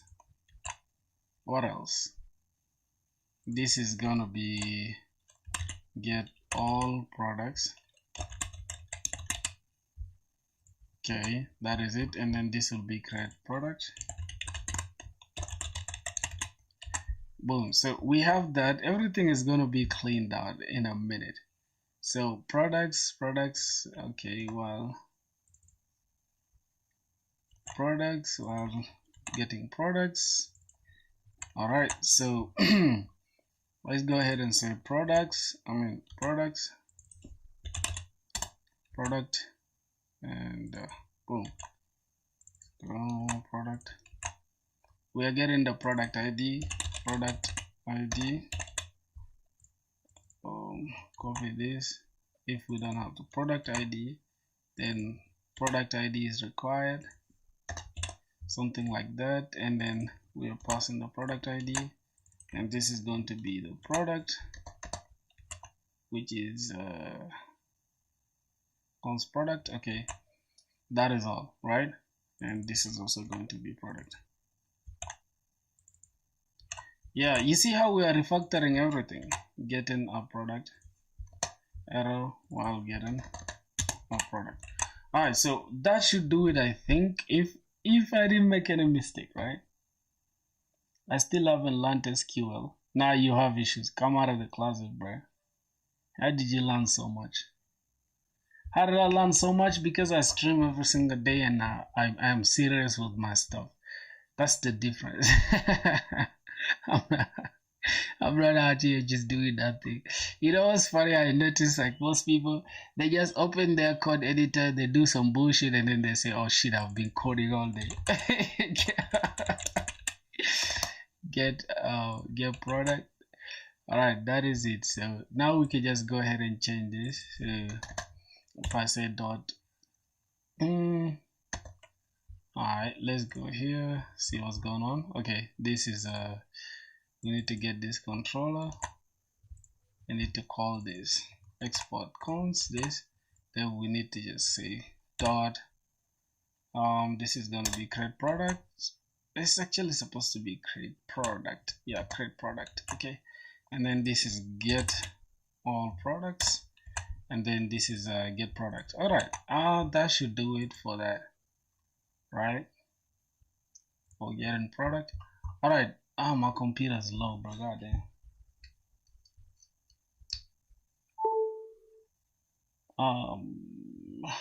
Bro hasn't slept. That's what is. Who told you I haven't slept, bro? All right, so I think we are all Gucci right now. We're all good. Let me go ahead and let me see. So let me try to run this right now. Say cd product service, and let's say bundle. Good. So that is running. If I go ahead and try this is going to be for what?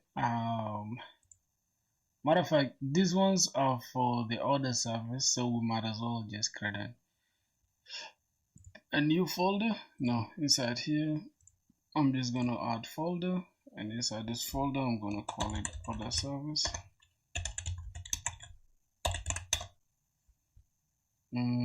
And I'm just gonna pass. I'm gonna take these ones all inside it.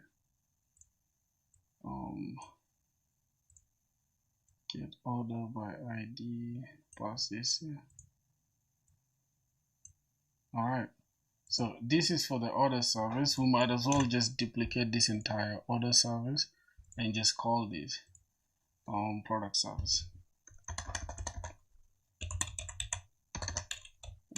Product service. Instead of copy, I want to just take this out. Alright, so test API. For this one, the test API shouldn't be this, right? It should be 01, right? We'll save this. Let's go ahead and clear that. Order service running. We need to change this to product service running. Okay, let's go ahead and just run that. Boom, product service running. So get orders is supposed to be get. We need to change this to get products, right? Get products, and then this is gonna be slash products. Unable to perform the action. Let's get it. What's going on? Okay, we need to change that API thing to 100. Okay, save it, and if I click this, you'll see internal server error while trying to get all products.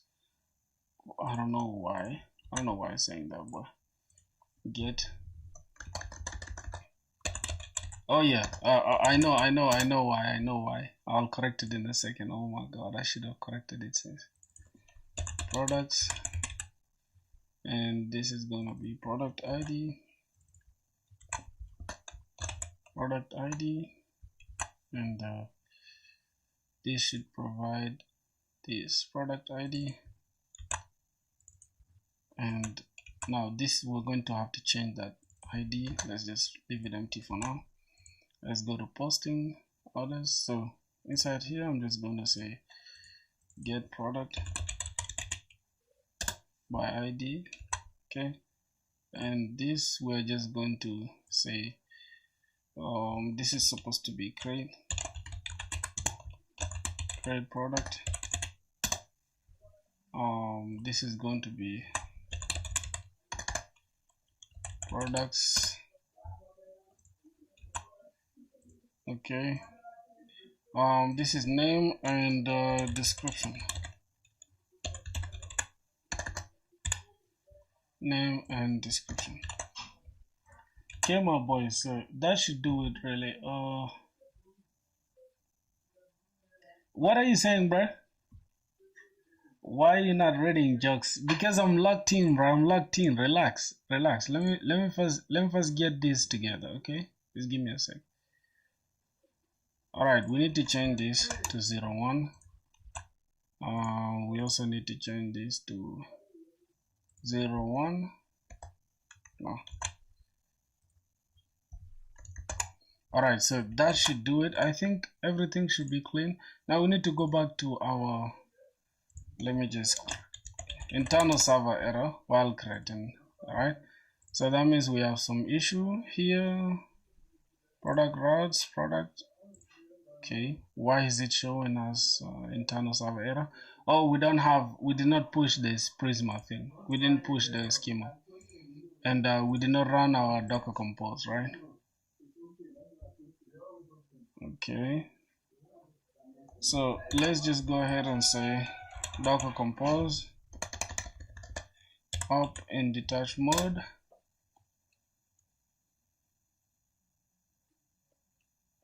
Just is so clear. I love his smile, and he only laughs when I diss him.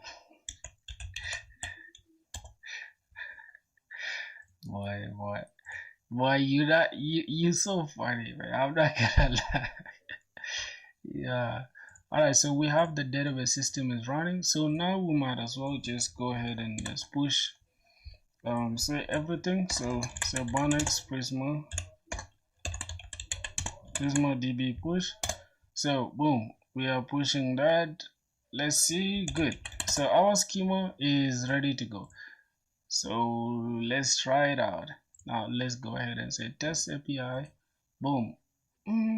We didn't run it. Okay, good. On dev. All right, let's go now and say send this. Boom. So we have product running. product service running.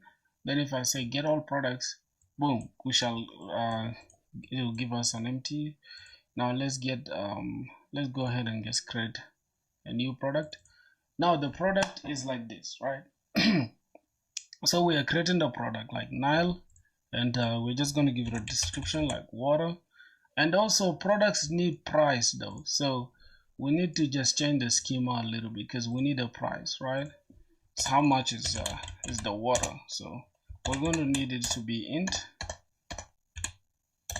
right? So we're just going to keep it as that, and then we might need quantity as well, quantity for the product, which is also going to be int. All right, so we need to go ahead and change our endpoints for creating controllers for creating the stuff. So here we need description, and if I just click this, we shall say we need price. And since we didn't push it to our say BunX Prisma DB push, boom. So it's going to give us the latest client. So as you can see, there are some things missing and they are needed. So we're just going to say price. Yep, and then also this is going to be the quantity. So we need to also pass these things inside the request body. So the price is also needed, and we need the description. Okay, we have the description, we need the quantity. All right, so if we don't have the name, or we don't have the price, or we do not have the quantity, then go ahead and say name, price, quantity, and description are required. So what's going on here? All right, boom. So all these ones are required.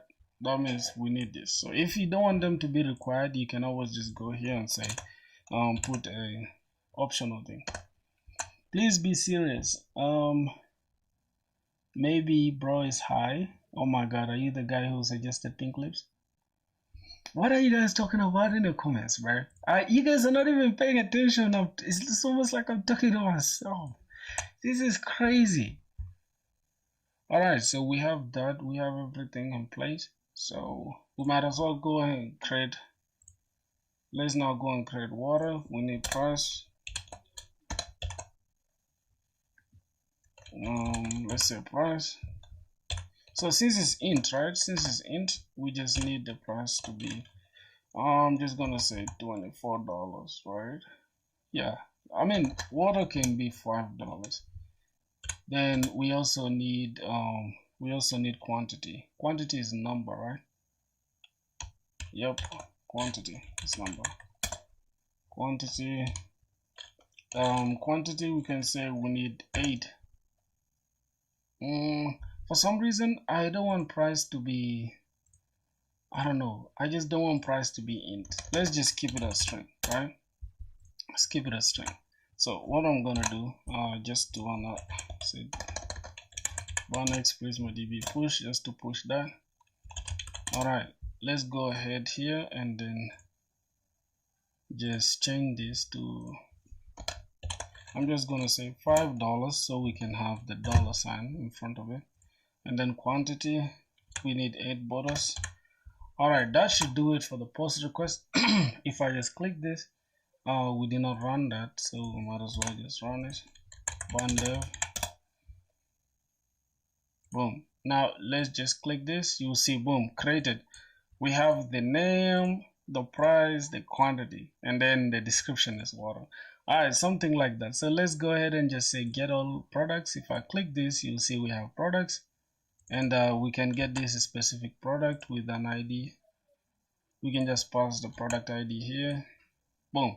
All right, so that should be it for the product. As you can see, bro, for real, yesterday I fought for half a banana which came out filled this ear. Oh, please be serious.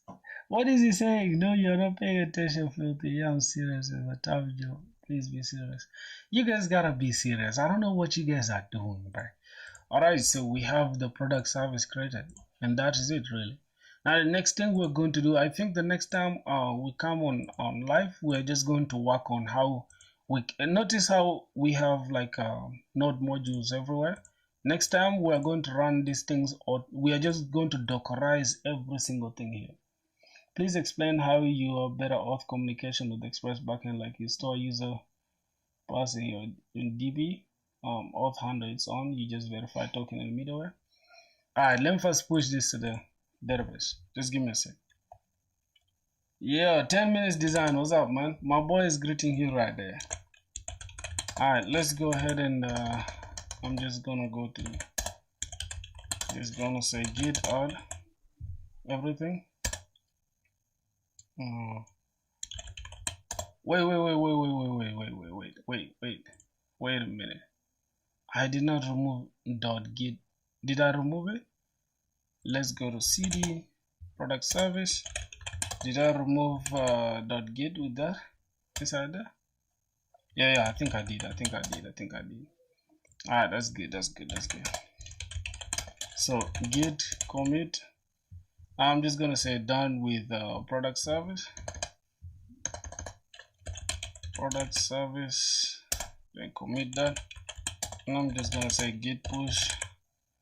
That is gonna be it. So we've pushed every single thing right there, my brothers. Now the next thing we're gonna do, like we're going to dockerize everything. Now somebody asked me a very dope question. I'm going to get back to that question in a minute, my brother. All right, so let's check our repos if we sent everything. Event-driven architecture. Okay, I think it's in my profile. I'm going to answer your questions right now. So, boom. Yeah, bro. How did I skip 2 days, bro? I swear to God, I promise you I was coding these 2 days. I just don't know how I skipped 2 days. I was coding these 2 days. I just don't know how I skipped them. Yep. So, 10 minutes design. I'm going to answer your question right now. Just tell me the flow. Alright, so here's how the flow goes, right?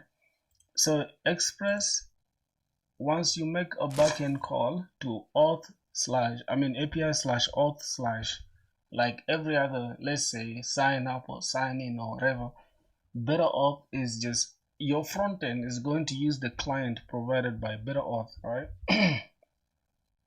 Your client is just going to hold on.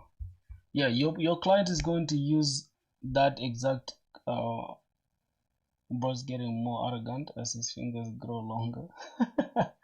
So better auth is going to use that same client that it gives you to communicate with the backend. Now it's going to send the backend, right? Backend request, and then in your backend request it will look something like this. Let me just open one of the stuff I'm using where I'm using that. Just for example, the filthy store thing here. Let me see. Let me open the backend. All right, index.ts. So notice what's going to happen here. You are going to have this auth middleware thing. So it's going to get this origin. It's going to allow the front end to communicate with the backend. So once you make a post request, because almost all of them are going to be post requests, signing in and signing out, even signing up. So they are going to be a post request. So any post request that's coming from this origin here, which is your Next.js, is going to be caught here. Like all the routes will be caught by this handler. So if you're using Express, your calls should be up here, and then the JSON thing should be down here, and then the middle one will be the app.all, and then it's going to be /API/auth, and then this is splat thing. Now what's happening, that splat, this single splat that you're seeing here, is going to represent all the routes that are going to be hitting that. Do you know Dinka? Yeah. Serious question. You okay with my jokes or your banters, right? I don't want to actually hurt you. If you think I'm being rude, you can tell me. Nah, bro, you're not rude at all, bro. You're just the coolest friend, bro. Come on. I don't take things to heart like that, man. I'm having a good time. You're harmless, bro. Don't ignore when someone wants to get to know you better. I know, Dinka. All right, so this catch all routes thing, and then after that, every route that comes after this auth, which is like sign up, is going to be redirected here, as you can see, according to the social providers, right? Here, this social providers thing, or if you're using email and password, you can just have the same exact thing. Then you need to just pass in the trusted origins. You're going to need to pass the trusted origin thing, right? That is what is going to be used by BetterAuth. And then inside your Google console, like, what was your initial question? Let me first understand your initial question. What was your initial question, bro? Alright, let me see. So I think I've explained every single thing now. Because what else?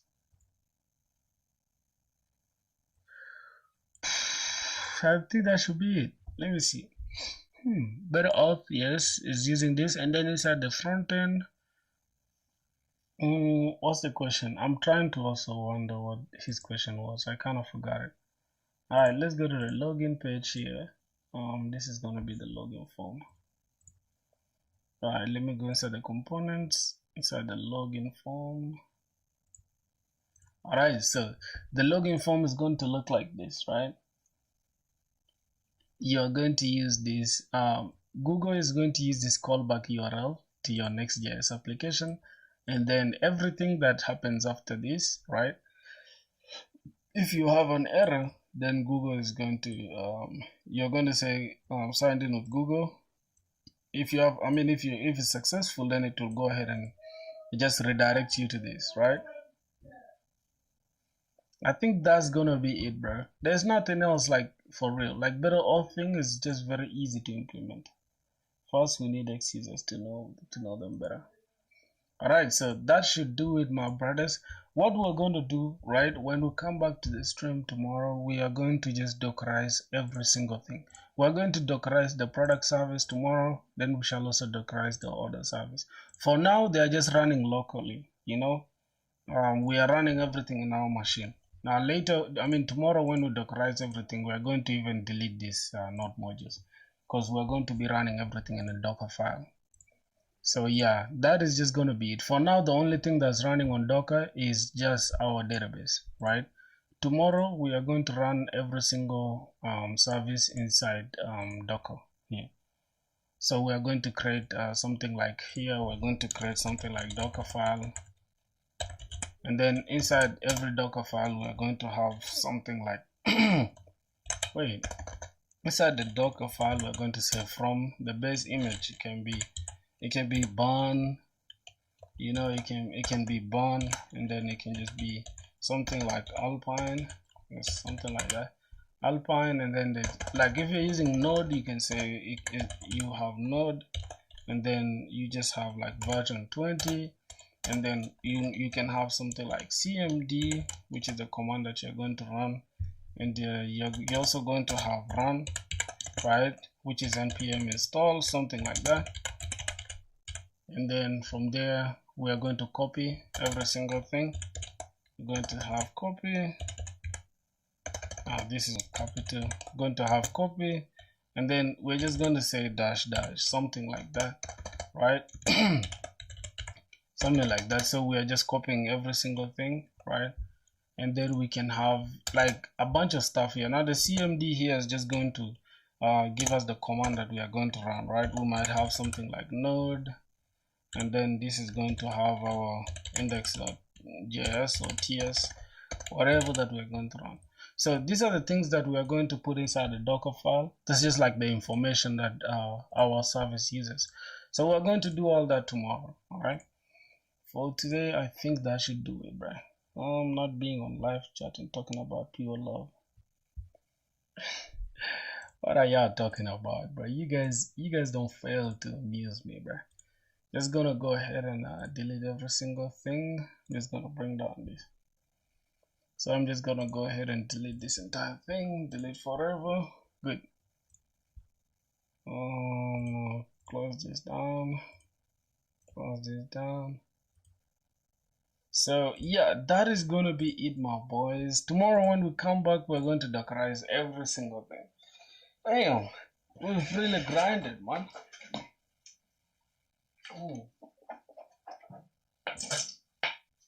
Okay. Oh shit.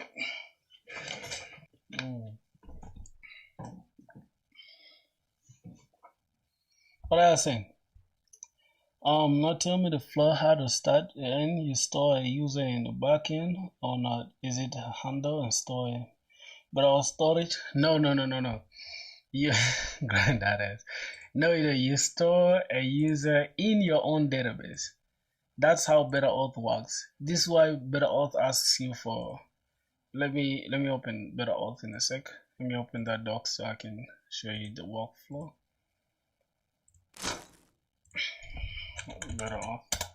Alright, so BetterAuth will allow you to store your own users in your own database. Let's go to installation.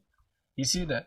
So your users, as you can see, first you initialize, you say npm, or if you're using Burn like me, you say Burn add BetterAuth, and after that you just give the secret.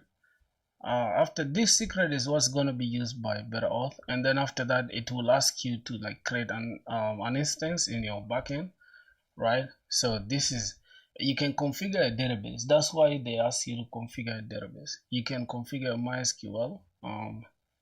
You know, like the reason why, because BetterAuth creates tables. That means you need to be using you can use relational database or non-relational like this one.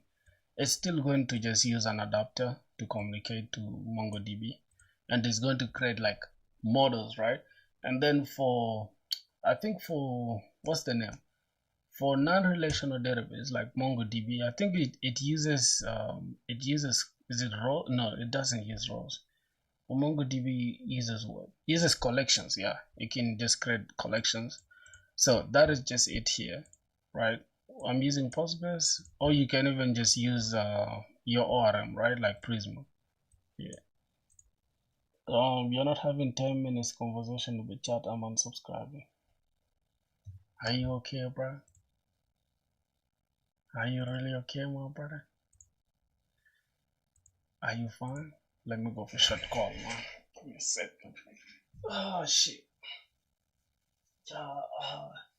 Yo, you showing my table.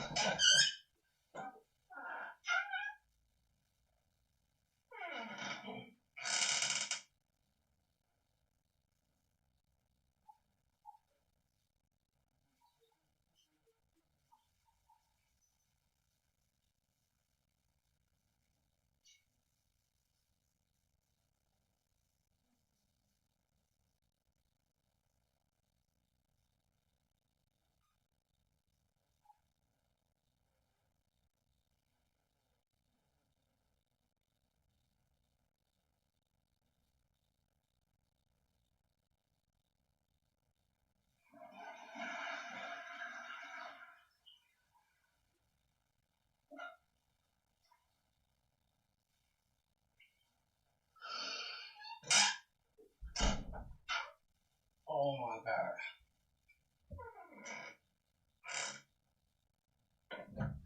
Yep. He's calling by my side. What the hell is this?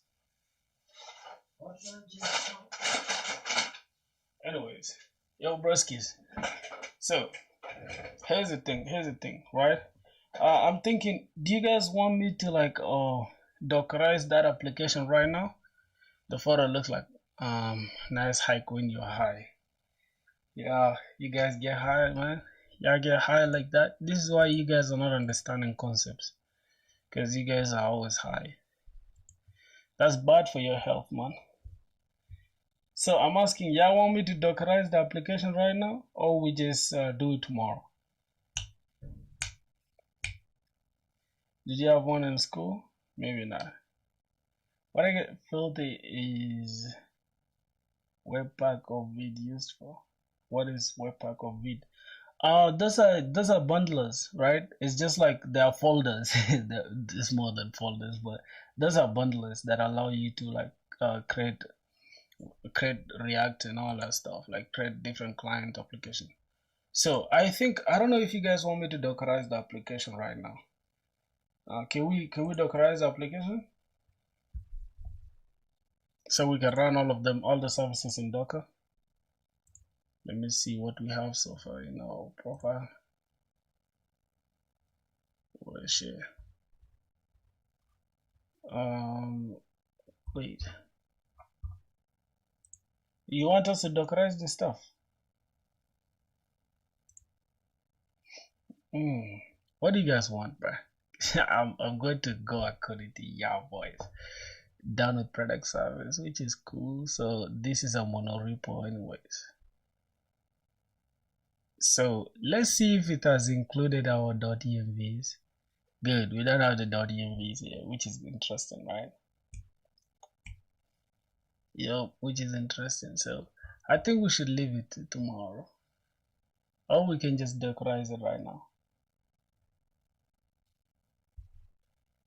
Oh my god. Okay, boys, so I think I'm just gonna go off right now. And we can just come back tomorrow. I thought you were in a park. I'm not in the park, bro. Who's that? Who's that saying, Prakash Dixit? You're not reading my chest in the time, you're reading my chest, you're comprehending like it's a peanut. Yeah, my boy, you're sick in your medulla oblongata, bro. You got mental problems. I don't know what to do right now, bro. I feel like we put in enough work for me to even like do anything right now. Let me see. We've done most of the work. I'm reporting as a promotes terrorism. Yeah, okay, sorry. Don't do that, bro. You're going to cause us problems. Don't do that. Alright. See. We don't get no fuck shit on in public. I ain't rushed it. But I think we've been coding since, right? But we have a lot of things here though. Yeah, we don't have any application that's live. It's crazy.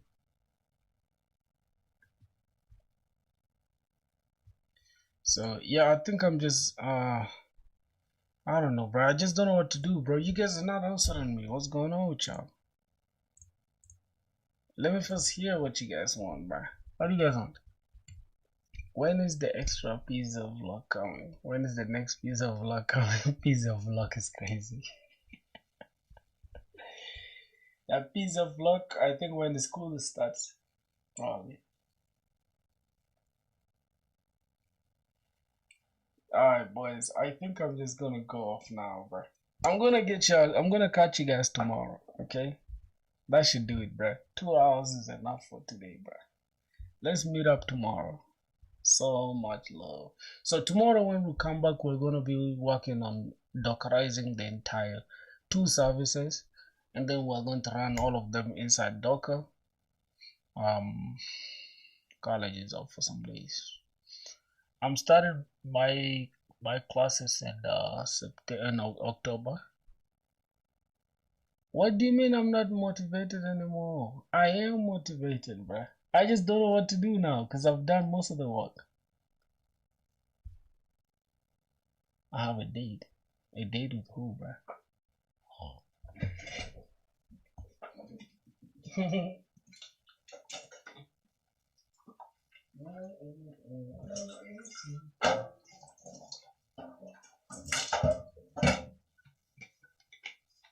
Yep, my boys. I am religious, bro. I'm just gonna go off now. I'm a little bit tired, bro. My chat's invisible is going blind from coding. I don't know, bro. I think I'm just going blind. Look at my eyes, bro. See how red they are. I just gotta take some rest now, boys. You guys are not serious. You guys don't like to come to the stream early, bro. How are you tired at 6 p.m.? I don't know. I think I'm just growing old, man. I might be unk, bro. Who knows? Please request. How are you tired? Okay, what request? Request what, bro? Wait, what are you trying to imply, bro? No. Oh, what are you trying to imply, Marikai? Yeah, I said is dead, is alive. Is Monster dead? Most people are saying is alive. Is it even true? Did you guys vote, bro? Did you guys vote? Did y'all vote? I'm seeing 9 votes. Most people say it is alive. 33 people say it is dead. Bro, just like chat for 5 minutes. All right. Let's chat for 5 minutes, my boys. Let's see. Let me see. Let me hear your problems. Let me hear your problems, bro. Just give me a sec, okay? Try to put this shit down so it don't disturb. So it's just out of the way, you know. All right. Let's see what filter only vote for. Whoa. What? What?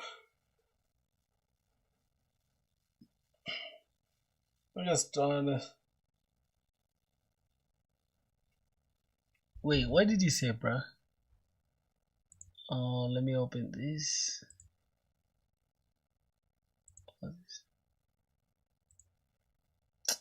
Get some help. Come here. Get some help. So what can we discuss about? Let me hear you. Let me hear you guys. Because y'all always have like some crazy opinions, right? So let me hear. What are you guys trying to say? What are y'all trying to say, bro? It's my boy saying. I can read your chat. Like I can see you. You said he needs help. What? Who needs help?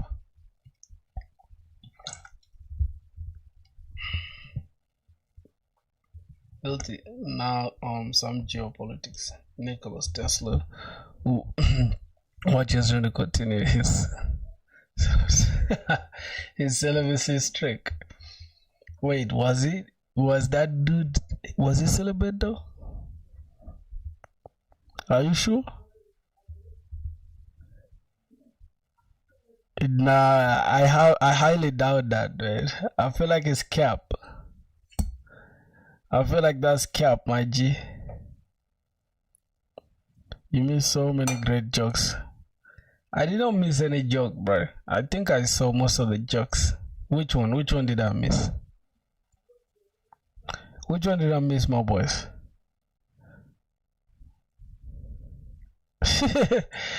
Pigeons, bro. Fun fact: I used to keep pigeons when I was young, bro. What do you expect? No, he wasn't a monk. Yeah, for real. He's not. He's not, and he's not gonna be. But he's in the grave, though, right? Wait. How old was he when he died, bro? Cause that's crazy. Imagine just dying like that, bro.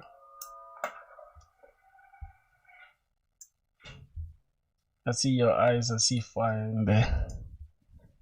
What do you mean you see fire in there, bro? You guys are pulling facts.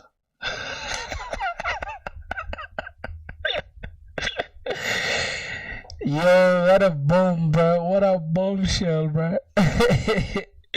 That's some crazy shit, bro. You guys are being totally evil in this chat, bro. You guys are going crazy in the chat. I see his eyes and I see diabetes. Nah, cap. First of all, I don't take too much sugar. So why would I get that shit from? Why would I get that shit from, bruh? Okay, so let me see. Let me first check out LinkedIn. What? Filthy, don't rub my way.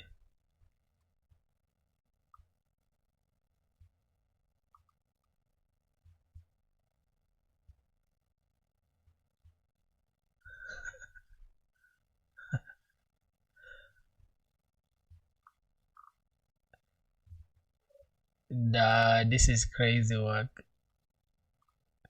You know what's funny? I've been laughing, right? Your sweet girl your sweet girl. She is a nice person. How did you know she's a nice person? How? How? Before I crash out on you right now. Wait, what's going on?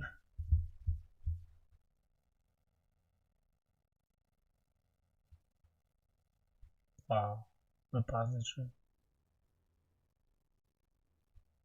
This person is. What are they teaching themselves, bruh? What the fuck? Why am I seeing a bunch of stuff here? Use. This project will make your portfolio stand out. You will learn to implement full text search, create RESTful APIs, and containerize your application.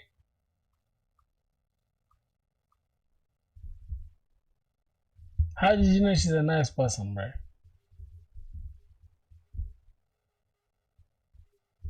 Bro, you Nema Books is not that I know her. I know you. And you're nice. Oh yeah. Wait a minute. How old are you, bro? How old are you, White Book? Filthy, do you know assembly language? No. I don't know assembly language, bro. I feel like assembly language is so hard, man. Like I feel like it's just one of the hardest languages, right? But for some reason it's like maybe it's the one that gave birth to most of the applications. Bro, hold on, bro. What you mean you're 7 years old, bro? This app makes $40,000. Somebody say why I bought an iMac as a developer. I don't know if I should watch this. I like this guy's content, but this is just this is so out of touch. Programming truth, nobody told me. Alright, boys, we're gonna watch this video. Bro. Matter of fact, you should check my Twitch out, bro. Show your YouTube homepage. My YouTube homepage is clean, bro. Super clean. I'm not like you guys, bro. Yeah, you be going crazy. Like, you be going crazy, bro. What's going on? But I don't like news and stuff. I'm just gonna say not interested. I don't want to see anything about news, bro. News be boring me, like for sure. Like things like this. I want to see none about no goddamn Donald Trump, bro. The hell out of my stuff. Filthy minus programming, but little music. So you don't listen to songs. I do. This is just dedicated for coding. Like everything you see here is for coding, bro. Everything you see here is coding. Build a production ready POS platform. Yo, what? What's going on here, bruh? Hey everyone, welcome back. Today, These guys have the craziest intros, bruh. Like, look at this intro, bruh. hey everyone, welcome back. Today we are starting one of the most ambitious and career boosting project. A full stack. Why this like most of these tutorial like these are the tutorials they be like they be talking aggressively. I don't know why. But I don't give copyright. Let me show you. I have another channel that I watch some insane things on. Like look at things like this, like Gold DK crashes out. Like, oh my god, what's going on with the news, bro? Like, I want to see nothing about no news. Look at this. YNW Bolton apologizes, snitches, and Melly in court. I have some unhinged things here going on. You feel me? Boyfriend fails loyalty test. Guy strip turns into. You see that? No copyright on what? Copyright on what? I can play my music though. See, I have so many channels, bro. See that? So many channels. Let me see. Bro, I heard the news, bro. I'm not gonna lie, bro. God damn.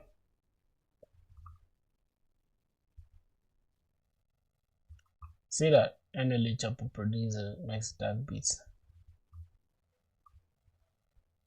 Wait, is this a South Sudanese girl? Nah. All right, let's see what else.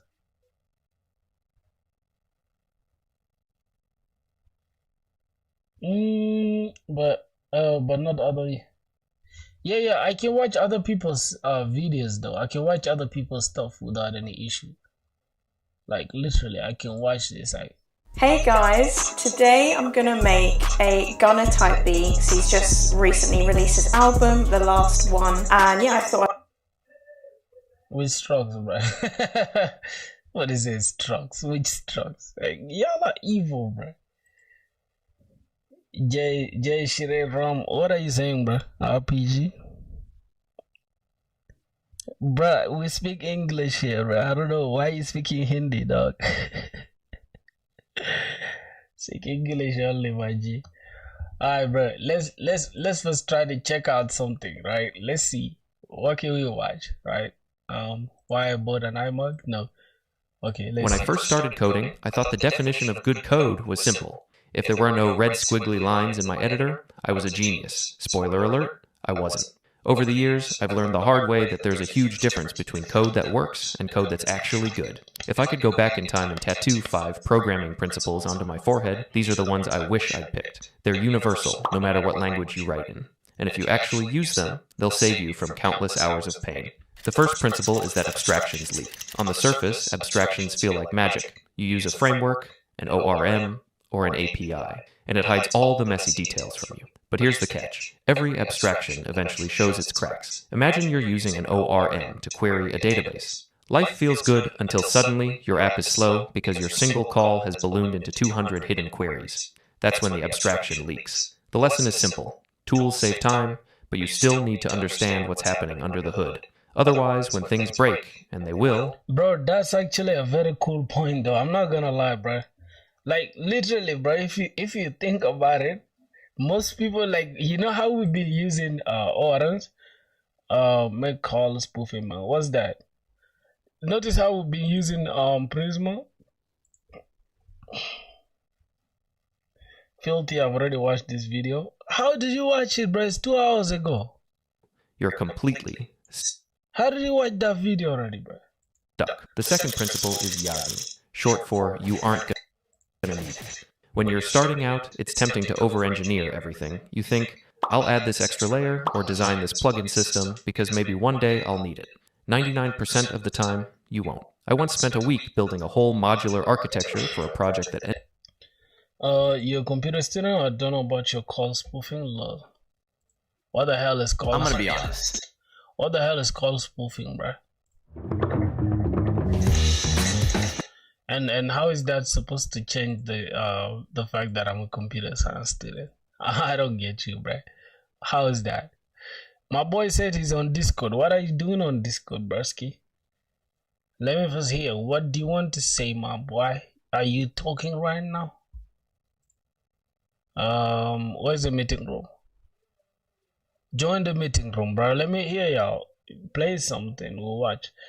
Yo, wanna call on Discord? Okay, yeah, join on Discord. Yeah, join on Discord. Let me hear what you guys wanna say on Discord. Jump on Discord, bro. Why you guys? I'm not seeing anybody connected, bro. Oh. Yo. Oh my god, this is so crazy. This is like the first time I'm talking about this. Oh, White Book, you're the one. You be so unhinged, bro. I'm not unhinged, I'm just... Where you at? Where you at? What do you mean where I'm at? I'm at my home. No. You in India? Nah, I'm not from India. Hmm. I'm from your heart. Bro, stop with all that shit, bro. God damn it. Yo, Fanny was good, my brother. No, on YouTube. You know, let me tell you something. I got this like book from Python, for Python, like from Z.A. Shaw. You want to do some programs?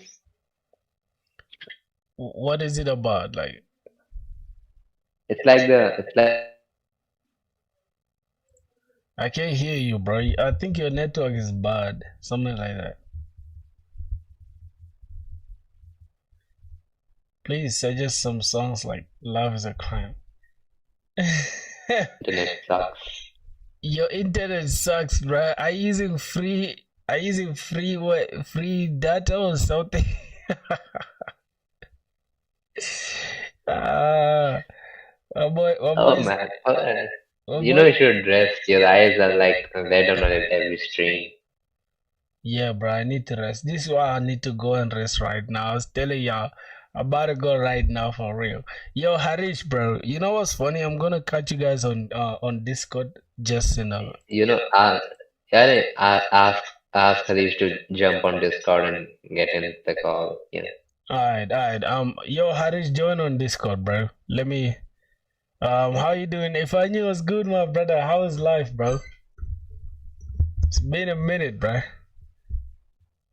Yeah, we can stream together sometime, you know. I can make jokes and make you laugh. It will be good content. Yeah, for sure, for sure. Yo, Harish, stop me from ending the stream. No, no, I'm going to end the stream, bro. I'm tired Nah, as nah. hell. Yeah. You can rest. I can see it in your eyes. You Bro, need to rest. for real, man. My eyes are not red, man. I'm gonna rest, bro. I'll catch you guys on Discord, man. Let me All go. right. All right. Bye bye. Bye bye. Easy, brother.